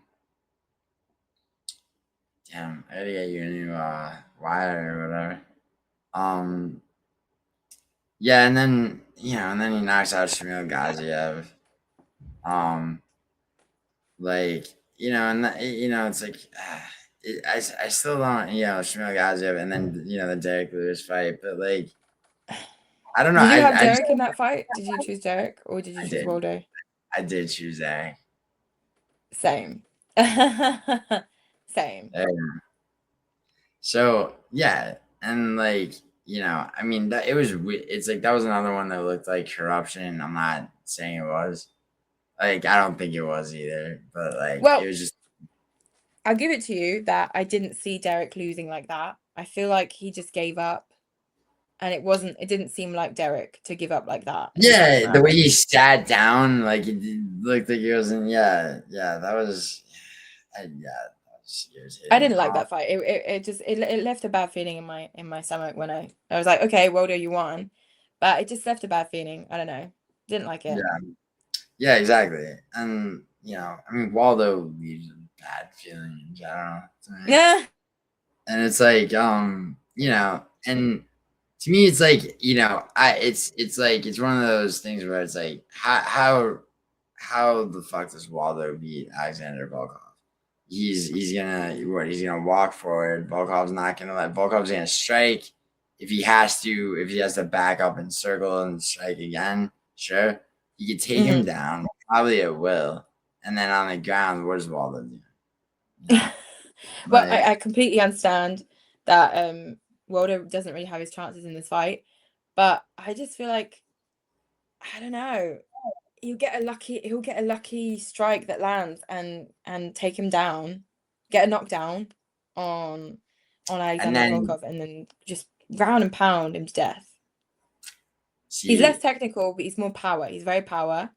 I don't even buy that he's that powerful. I really don't. I mean, think the run of decision wins, right?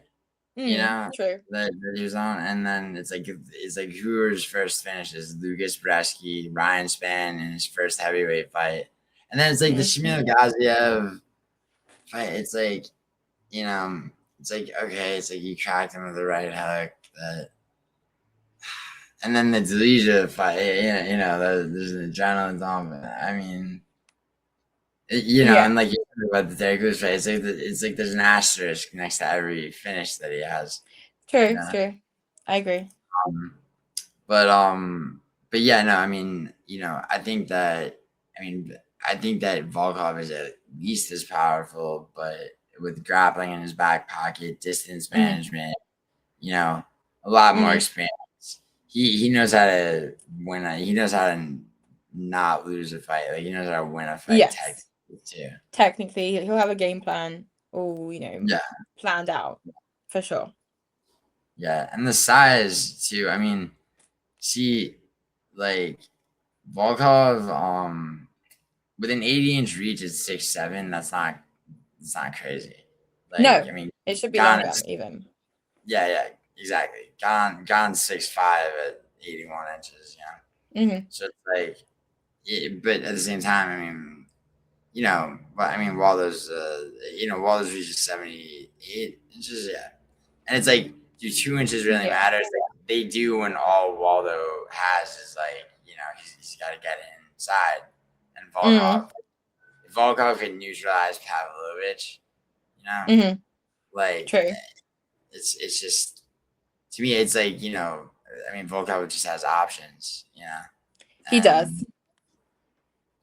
The only thing that's a little bit annoying is that Volkov tends to just sort of take his time, Yeah, he's not rushed. He's not in any rush at all. Yeah, and I mean, that can be good and bad. Like, if I see Waldo just like, just run up and like just knock out Volkov with an uppercut, like I'm gonna throw my phone, which I will be wrong. Like, get ready to buy a new phone. No, I got a pretty solid case. Dude, I've launched my phone around during Oh god. fucking, yeah. Nah. Yeah, but I mean, better that than like simmer and have like an undercurrent of like, you know, people want to go out later that night, and you know, it's like, yeah. Yeah. But yeah, I mean, yeah. So what is that? So you have Buckley. So that's 1, 2, 3. Oh, we have so many fights that we're not agreeing on here. The whole main card. So far, yeah, I guess. So wait, far. okay. So yes, you have Gomis. 6. No, you're taking Kopylov, right? Huh? You're taking Kopylov? Roman Kopylov? Yeah, I picked Kopylov. Okay. So yeah, so you have Miller, Gomis, Amosov, Stevens, Buckley, and Waldo. So 6 so far. 6. And I know we're gonna have one more because at least co-main Joshua Van, the flyweight champion that I saw win the belt live by way of Pantos's stupid gymnastics. Joshua Van versus Tatsuro Taira. Well, I'd like to know who you think I've picked before I say my pick. I mean, I think I'm like honestly on this. I think you probably gonna go with Tatsuro Taira, but maybe that's because I am. No. Oh wow. That's crazy. My official pick for this fight is Joshua Van. Interesting. You know why? Because Joshua Van, what will happen in this fight? Joshua Van's not bad on the ground, but of course Tatsuro Taira is better on the ground than Joshua Van. That we can be sure of. However, I think Joshua Van, he's got that violent side to him that will take him over the edge, and I think he'll get a TKO over Tatsuro Taira in the 3rd or 4th. And I don't see Tatsuro Taira having any answers for his striking. Really? There you go. No.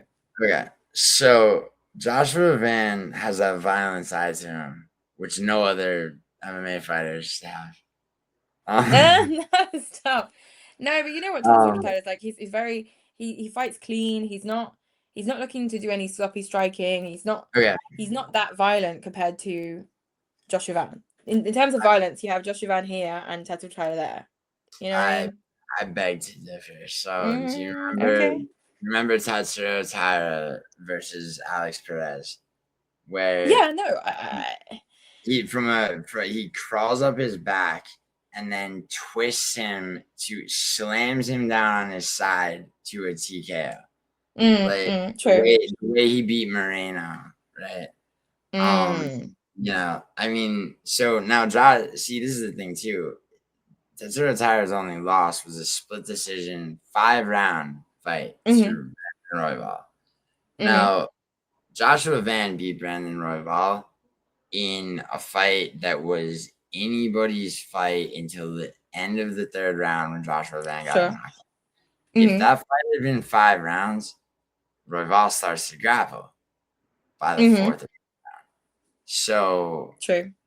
In my opinion, right, the sum of Joshua Van's grappling will always be takedown defense, right? He's never going to aggressively grapple.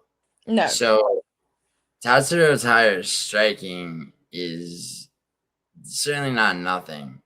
Joshua Van is very, his output as a striker is crazy. Right? Does he have instant knockout power? Not really. No. So if Tatsuro Taira, who has a 5-inch reach advantage, we're talking about flyweights, right? And deal with, a bit of defensive striking as he would need to find an entry for a takedown, and he could shoot it on Van consistently and have Van defending takedowns, right? That to me, and he's very strong too. Tatsuro Taira. I mean, and at flyweight too, it's like 2 inches taller, 5 inches of reach. That definitely makes a difference, right? Yeah, I agree.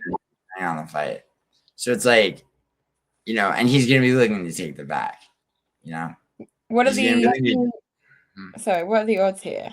Oh right, okay. Joshua Van, not a favorite here. Joshua Van. Okay, Tatsuro Taira is the favorite. Ooh la la. Well, I think also, you would have seen Pantoja beat Van in a similar. It might have been. I think. Who knows? But I think Pantoja would have beat Van like Pantoja beat Kai Kara France. Sure, or Kai Asakura even. Honestly, exactly. Yeah, and I think so. And that and that's not necessarily how it's. See, it's like Tatsuro Taira. They're both very fast, right? Very fast, very young.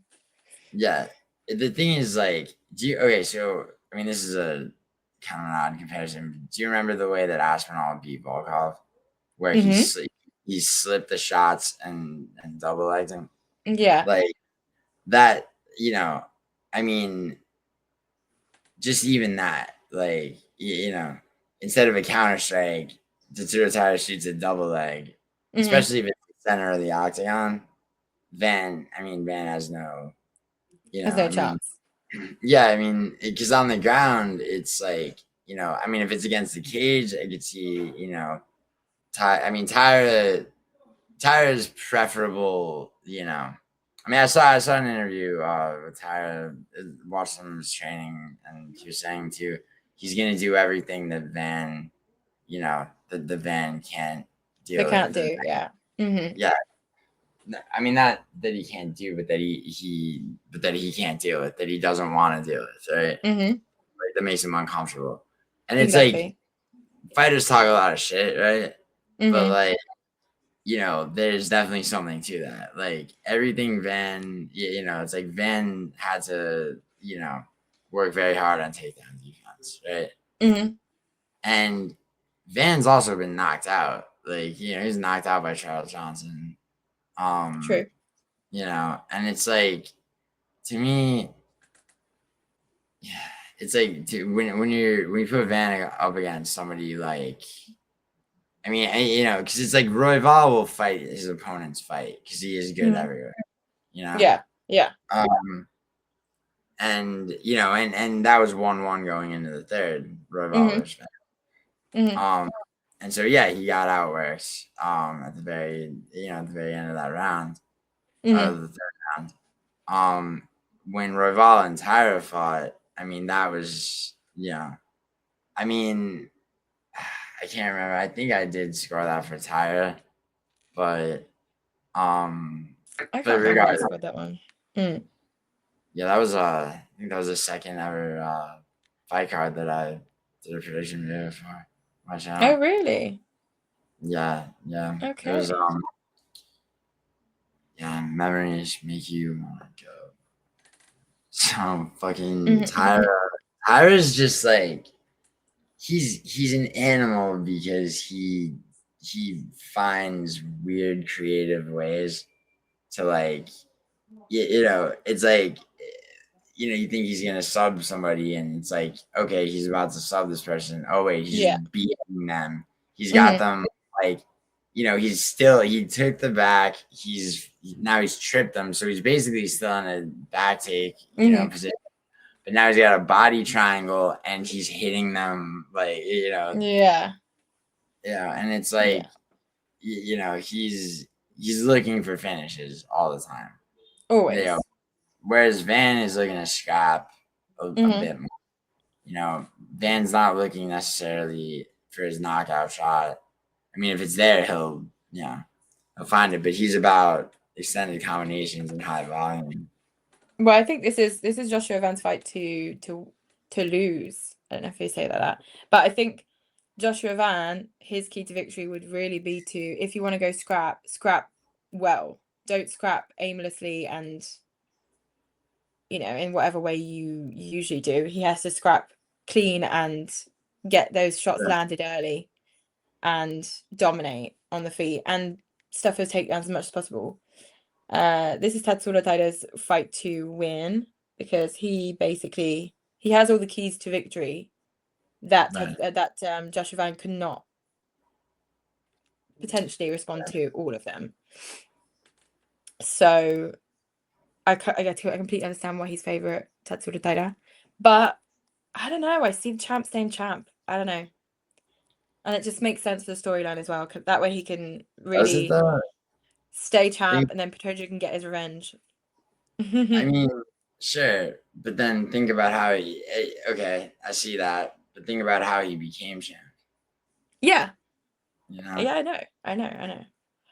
I mean, and so we're going to really see him in those championship rounds because obviously we've not seen him in those championship rounds if it goes to the 4th or 5th, and we're going to see him tested ultimately against someone who is very good everywhere, but not as good as him in striking. Just he's more of a laser focused. Tatsuro Taira is very laser focused. He's got a good game plan in head and he sticks to it. Whereas Joshua Van, it's more like Joshua Van has probably a few game plans in his head and he picks apart the parts that he needs for every round because he needs to respond to his opponent. Yeah. I can see why everyone's picking Tatsuro Taira, but I'm sticking with the paper champ. I mean, yeah, I think yeah, I mean, I get it. I just, I just don't. I mean, you don't see it happening. I think it's the other way. I think it's Tatsuro Taira's fight to lose. He would have to literally just make it a striking fight. The way that who did that? Japanese Rinya Nakamura did that against who was it? Can't remember. He had been, and he lost his. He was undefeated and lost to. Was it Basharat? I can't remember. No, it was Gafarov. Yeah. It was Rinya Nakamura did that against Gafarov. He'd been, he'd obviously been training striking. It's like, I'm good enough, And, well, we'll see. We'll see who's going to be taking home the flyweight gold in the co-main event in New Jersey. And for the main event, I think the main event of the evening. I know we're gonna disagree on this. Do you think? Oh yeah. Are you picking Sean Strickland? Oh yeah. I have to. And I know. See, this is where I know I'm stupid. Like, and I'm being. See, I never do this except every once in a while. I just did it with Rafa Garcia against Hernandez, and Good pick. What I'm talking about is What I'm talking about is there's either a fighter that I like enough and I see how they can win, right? Mm-hmm. That's even more. Or there's a fighter that I hate to the point where I can never pick them, which would be like an Alexander Hernandez. Fucking hate. Why do you hate so much? I don't like his face. I don't like the way he fights. I mean, it's irrational. It's completely irrational. But for sure. But well, this fight, if I were to say what I want to happen, that's a completely different version to what I think will happen. And I would be very happy if Sean Strickland has figured out the Khamzat system and, Sean Strickland, not to take anything away from him, great wrestler, amazing wrestler. He has what it takes to not get submitted by Khamzat, just as Dricus did. The difference, obviously, between Dricus and Sean for me is the striking. Even though they both have weird striking techniques, I believe that Sean, if he gets the shots he needs to land on Khamzat, this could be the same kind of fight as we saw between Khamzat and Gilbert, where Khamzat had one of the toughest fights of his life. But true, Gilbert's guard was deadly, though. That's the thing. But yeah, no, because I mean the way that Strickland would have to be able to sprawl, maybe he would, or maybe he's in his face with 2x speed jabs Yeah, exactly. like, hurting his legs, but yeah, I'm sorry, go ahead. No, right. I was just saying, I think this is a fight where Khamzat will not leave the octagon unscathed. That's for sure. He will be much more injured than he was when he faced Dricus, but I just don't see any path to victories for Sean Strickland. I'm going to correct myself. I do see a path to victory for Sean, and that is definitely on the feet striking, but I don't see him being able to execute that to get there. But that he has a key to victory, but I just don't see how Sean Strickland can do it. I want him to, but I don't see how he can. How do you think this fight will go about round by round if you think Sean's going to win?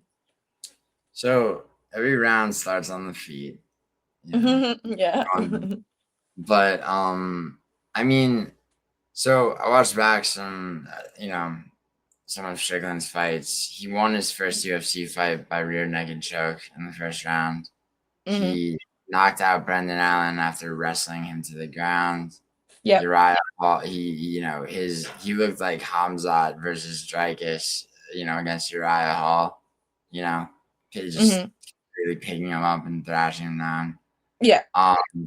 And more importantly, probably than anything else, is the fact that he is very difficult to keep down. Now, people say, Khamzat, people don't get up, and Khamzat takes him that, right? The thing is that, against if Khamzat does what he did to Robert Whittaker, manages to take Strickland down against the cage, Strickland gets back up for sure. Yeah. So, that's one of the fights I can't rewatch. Robert Whittaker versus Khamzat. I cannot rewatch that fight. I cannot do it. I mean, what's funny about Whittaker is like it's like it was like when Dricus beat him, and the same when with Khamzat beating him, it's like, okay, this person that just beat Robert Whittaker this way, is like, what I'm saying? Like, I'm a big fan of Robert Whittaker. I must admit. And seeing him lose is difficult for me. But yeah, Robert's still someone in the middleweight division, even though of course he's moving up. I think that beating a Robert Whittaker isn't easy to do, huh? Is he moving up? Is that confirmed? Yeah. Robert Whittaker is moving up to light heavyweight, 100%. We don't know who he's going to be facing yet, but he's 100% moving up. Someone said Krylov, but I don't. Yeah, I heard that one. I heard that rumor. I prefer a Khalil Roundtree, but I feel like seeing as I'm a huge Khalil Roundtree fan. Well, look at my screen right now is Khamzat Chimaev and Khalil Roundtree. Khalil Roundtree and Robert Whittaker in the octagon together will just be hell for me because I love both fighters so much. But that could be a very exciting fight for his debut in the light heavyweight division. But I don't see Robert winning against a Khalil Roundtree. But yeah, I was gonna say, I mean, Khalil's very technical Muay Thai. I mean, yeah, I mean that's how I knew it'd be Jamal Hill because Jamal Hill is sloppy and gases. But, but anyway, yeah, I mean, Khamzat, like, a lot of people bring up the Kamaru fight, and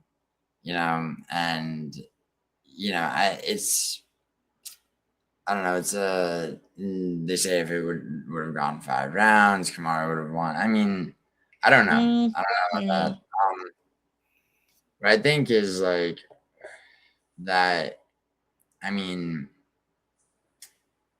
so Strickland will not get submitted by Khamzat. It's not gonna happen. He's never been submitted. He's not gonna get submitted now. So he's not gonna get knocked out by Khamzat. No. So Khamzat would have to win a decision, and he would have to win a decision. He doesn't necessarily even have to win a decision the way he did against Dricus, where it's basically sodomy. Like, Yeah. He would only have to, he would have to win 3 rounds out of 5. But the thing is, like, now it's like the cardio problem that people bring up that All the Khamzat time. supposedly have. Now, is that really?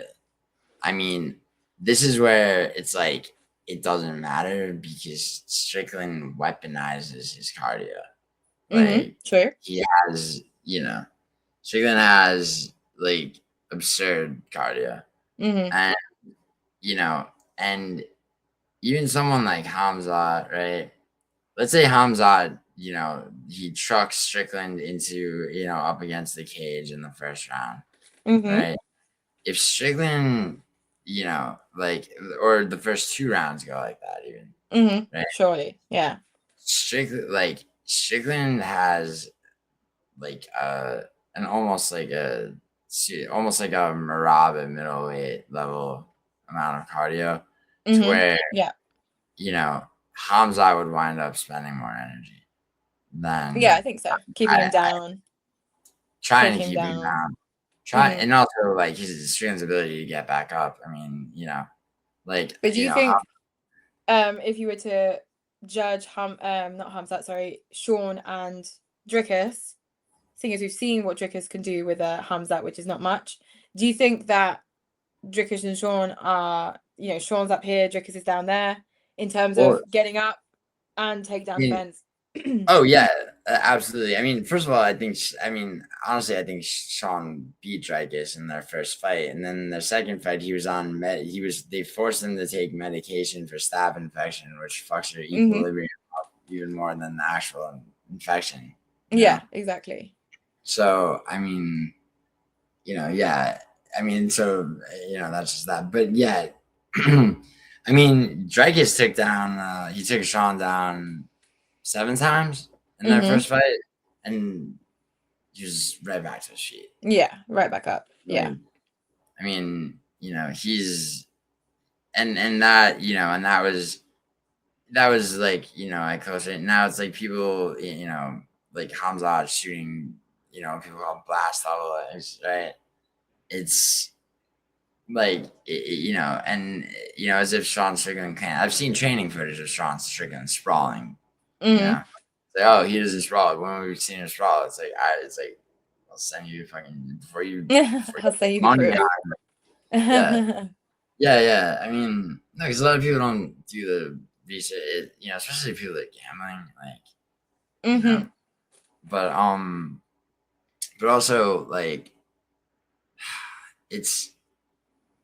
I think Khamzat, like he's not immune to being lured into a striking fight, especially if he's getting peppered with jabs to the face. He's taking, he's taking like shin shattering calf kicks. I mean, like I don't see Khamzat checking a lot of Strickland's kicks. I don't see him checking them either, but I think Sean's gonna have to really vary his strikes and his offensive. He's gonna have to, maybe do some close range knees to the belly. He's gonna have to switch it up all the time, changing levels, so that Khamzat does not predict his next move. And of course, him being better on the feet, I think he's gonna be able to do that. Jab in the face, do some body shots, do some knees. If it gets close, I think that's how Sean is going to be able to break him down. I think he'll be wounded after this fight, Khamzat, definitely. As I said, I don't take anything away from Sean. He'll be wounded, Khamzat, after his fight with Sean. The only other thing I was thinking too is that it's like, on the feet, right? I mean, if Strickland initiates like a Muay Thai clinch, just jabs into, Muay Thai clinch, can throw knees, like attacks, strikes to the body. I mean, dangerous. Yeah.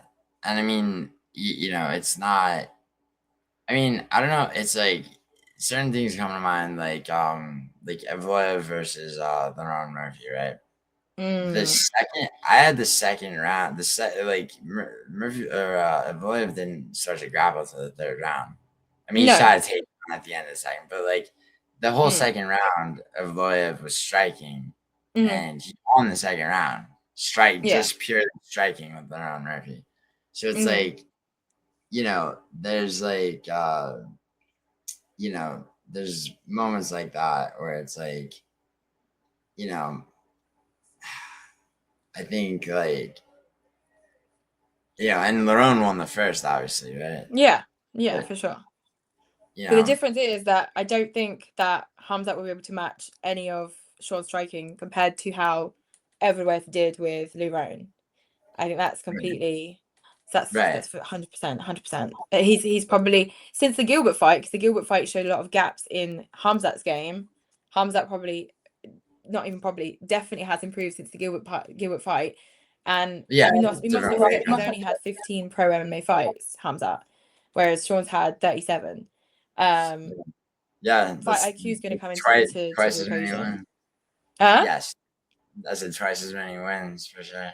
Twice as many wins. So I think that on the feet, even though Khamzat must have improved since the Gilbert fight, he will not be as good as he should be for Sean Strickland on the feet. So he knows, Khamzat knows, and I think all his team knows, even though he's been working with Khalil Roundtree, with Luke Rockhold, he's been working with a lot of people, and he's been doing a lot of striking with Khalil especially.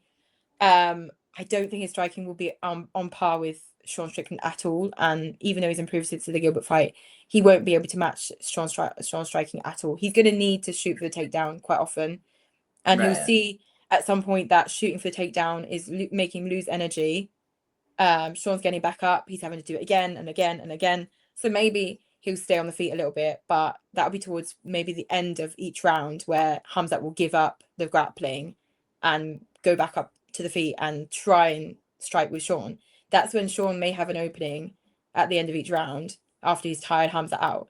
But I think the whole cardio thing needs to be debunked a little bit. Sure. Not entirely. I'm not saying he's Merab Dvalishvili now, but Khamzat's cardio is definitely improved. A lot. Yeah. He's not improved enough to be on par with Sean, and not improved enough to be able to stay fit for the whole 5 rounds if he's got a Sean Strickland facing him, because he knows what he's doing when he's got Dricus. He can do what he does with Dricus and not get tired. But against Sean, with his unpredictability, Khamzat will get tired. Yeah, no, I agree with that. I also, obviously, I hope it goes to his head. This is how much striking he's been training. But it will. But, yeah, hopefully. But the other thing I was thinking about too is that you think about how rounds are scored, right? And like 3.5 minutes of a 5-minute round could be Khamzat trying to keep Strickland down, trying to take him down against his. And then if Strickland breaks that and lands 15 significant strikes, 15 shots, 3 or 4, right? That should be, it could, that's arguably his round. Yeah, arguably, depending on how he is on the ground whilst he's with Sean, because I don't think he'll try maybe in the first round. I think when he takes Sean down, he'll probably get back up straight away. The first takedown won't be successful for Khamzat, in my opinion. But the second, third, fourth, maybe, I hope there's not like 10 takedowns per. If the first takedown isn't successful, then that leaves Khamzat open. I mean, that would be, that would be amazing. I should see. Like I said, I need to get you.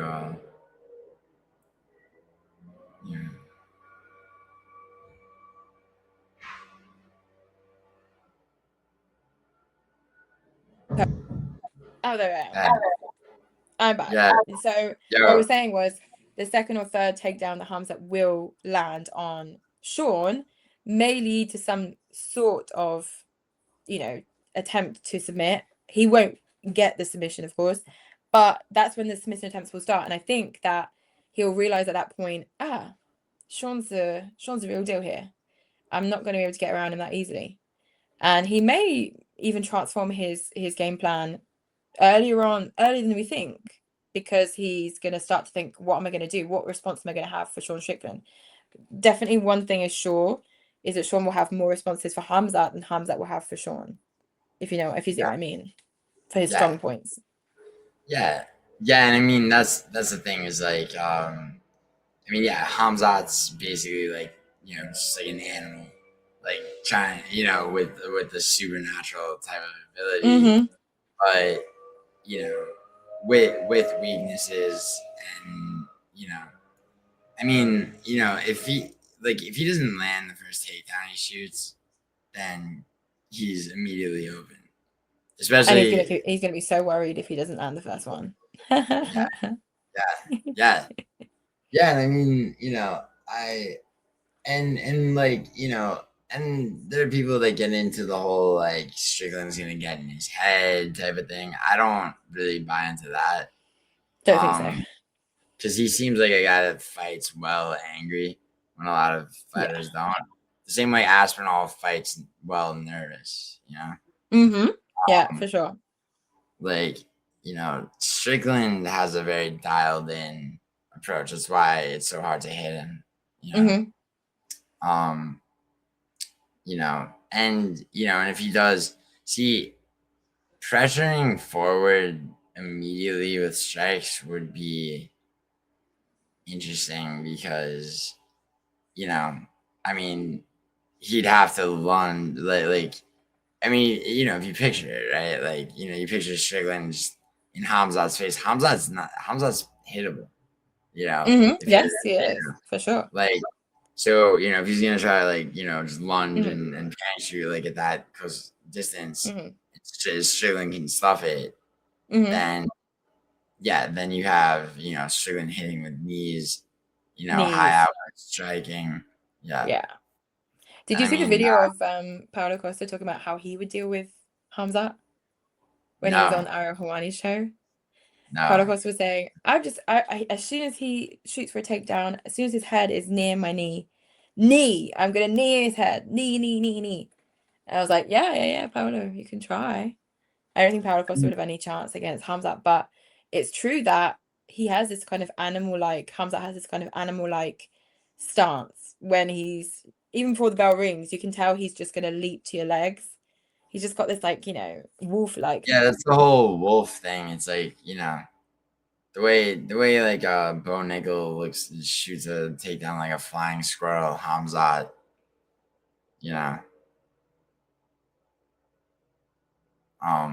Khamzat, he's a fucking, I don't know. Am I back? Yeah, you are. I'm here, okay. Maybe Khamzat, maybe Sean will be ready for Khamzat, and that's coming from someone who's picking Khamzat, by the way. Yeah. Well, yeah, it's a smart pick. Smart money's on Khamzat, It's not a lock. It's not 100% a lock for me, though, because I do genuinely agree with everything you're saying, and I have a lot of arguments also. If Sean Strickland was my if someone forced me to pick Sean Strickland and argue why I pick Sean, I'd have a long list of things to say, and that is why it's not a lock for me. This fight is not a lock, whether or not everyone else is a lock. But what are the odds here? Must be ridiculous. What? The odds for this fight must be ridiculous. Yeah, Chimaev's what is he, minus 510. Although I had Strickland against Adesanya, and he was a bigger underdog. So okay.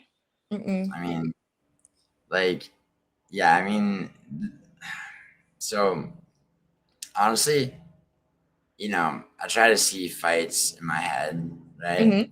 Yeah. And a lot of the time, it's you see it for one fighter, and then you try to see it for the other, and you can see both. And then Gautier versus Diaz, though, you try to see it for Diaz, and you see television static. You just see Like, Zeds.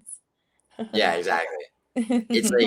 It's like I can see how Strickland wins this fight.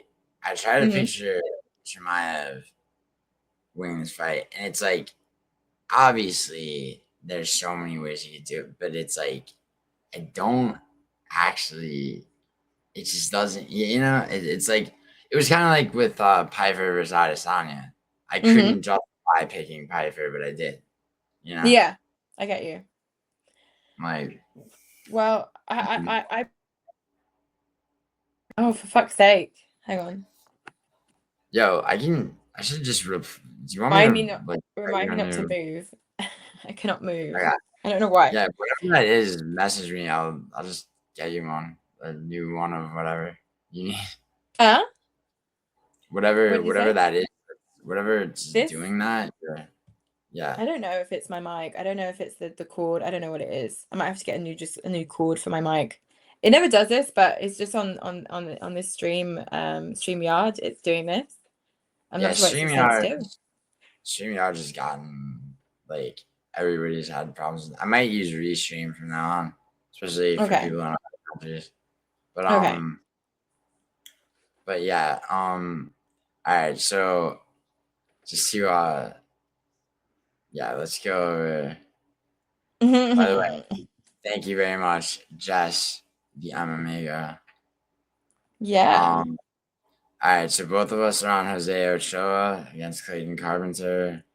Yep. Both of us have Susurkaev against Santos.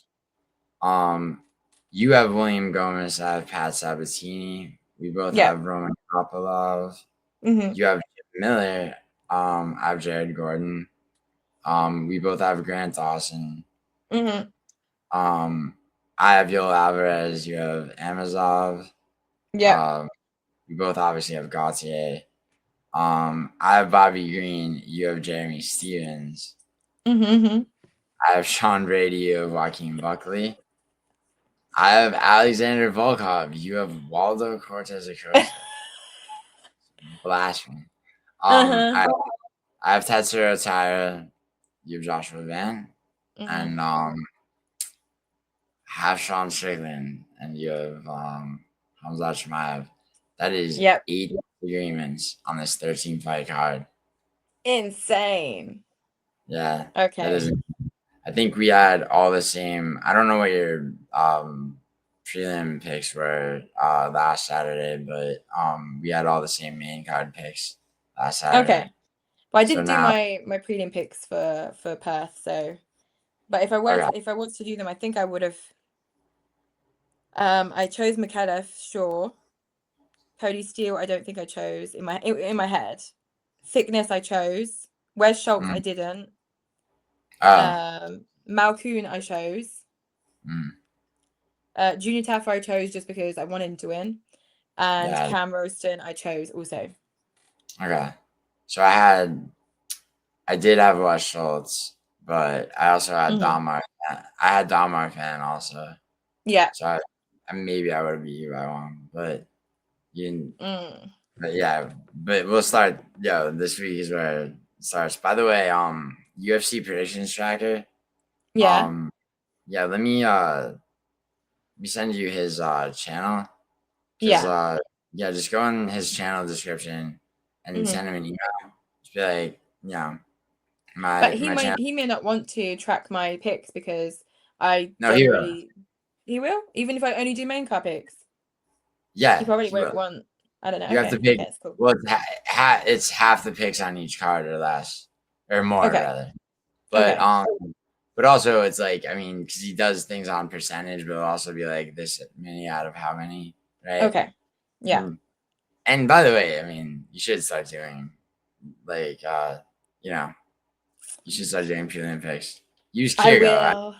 I will. As I said to you, of course, I didn't do them in the first place because we don't get to bet on the official. No, that's what I'm saying. France.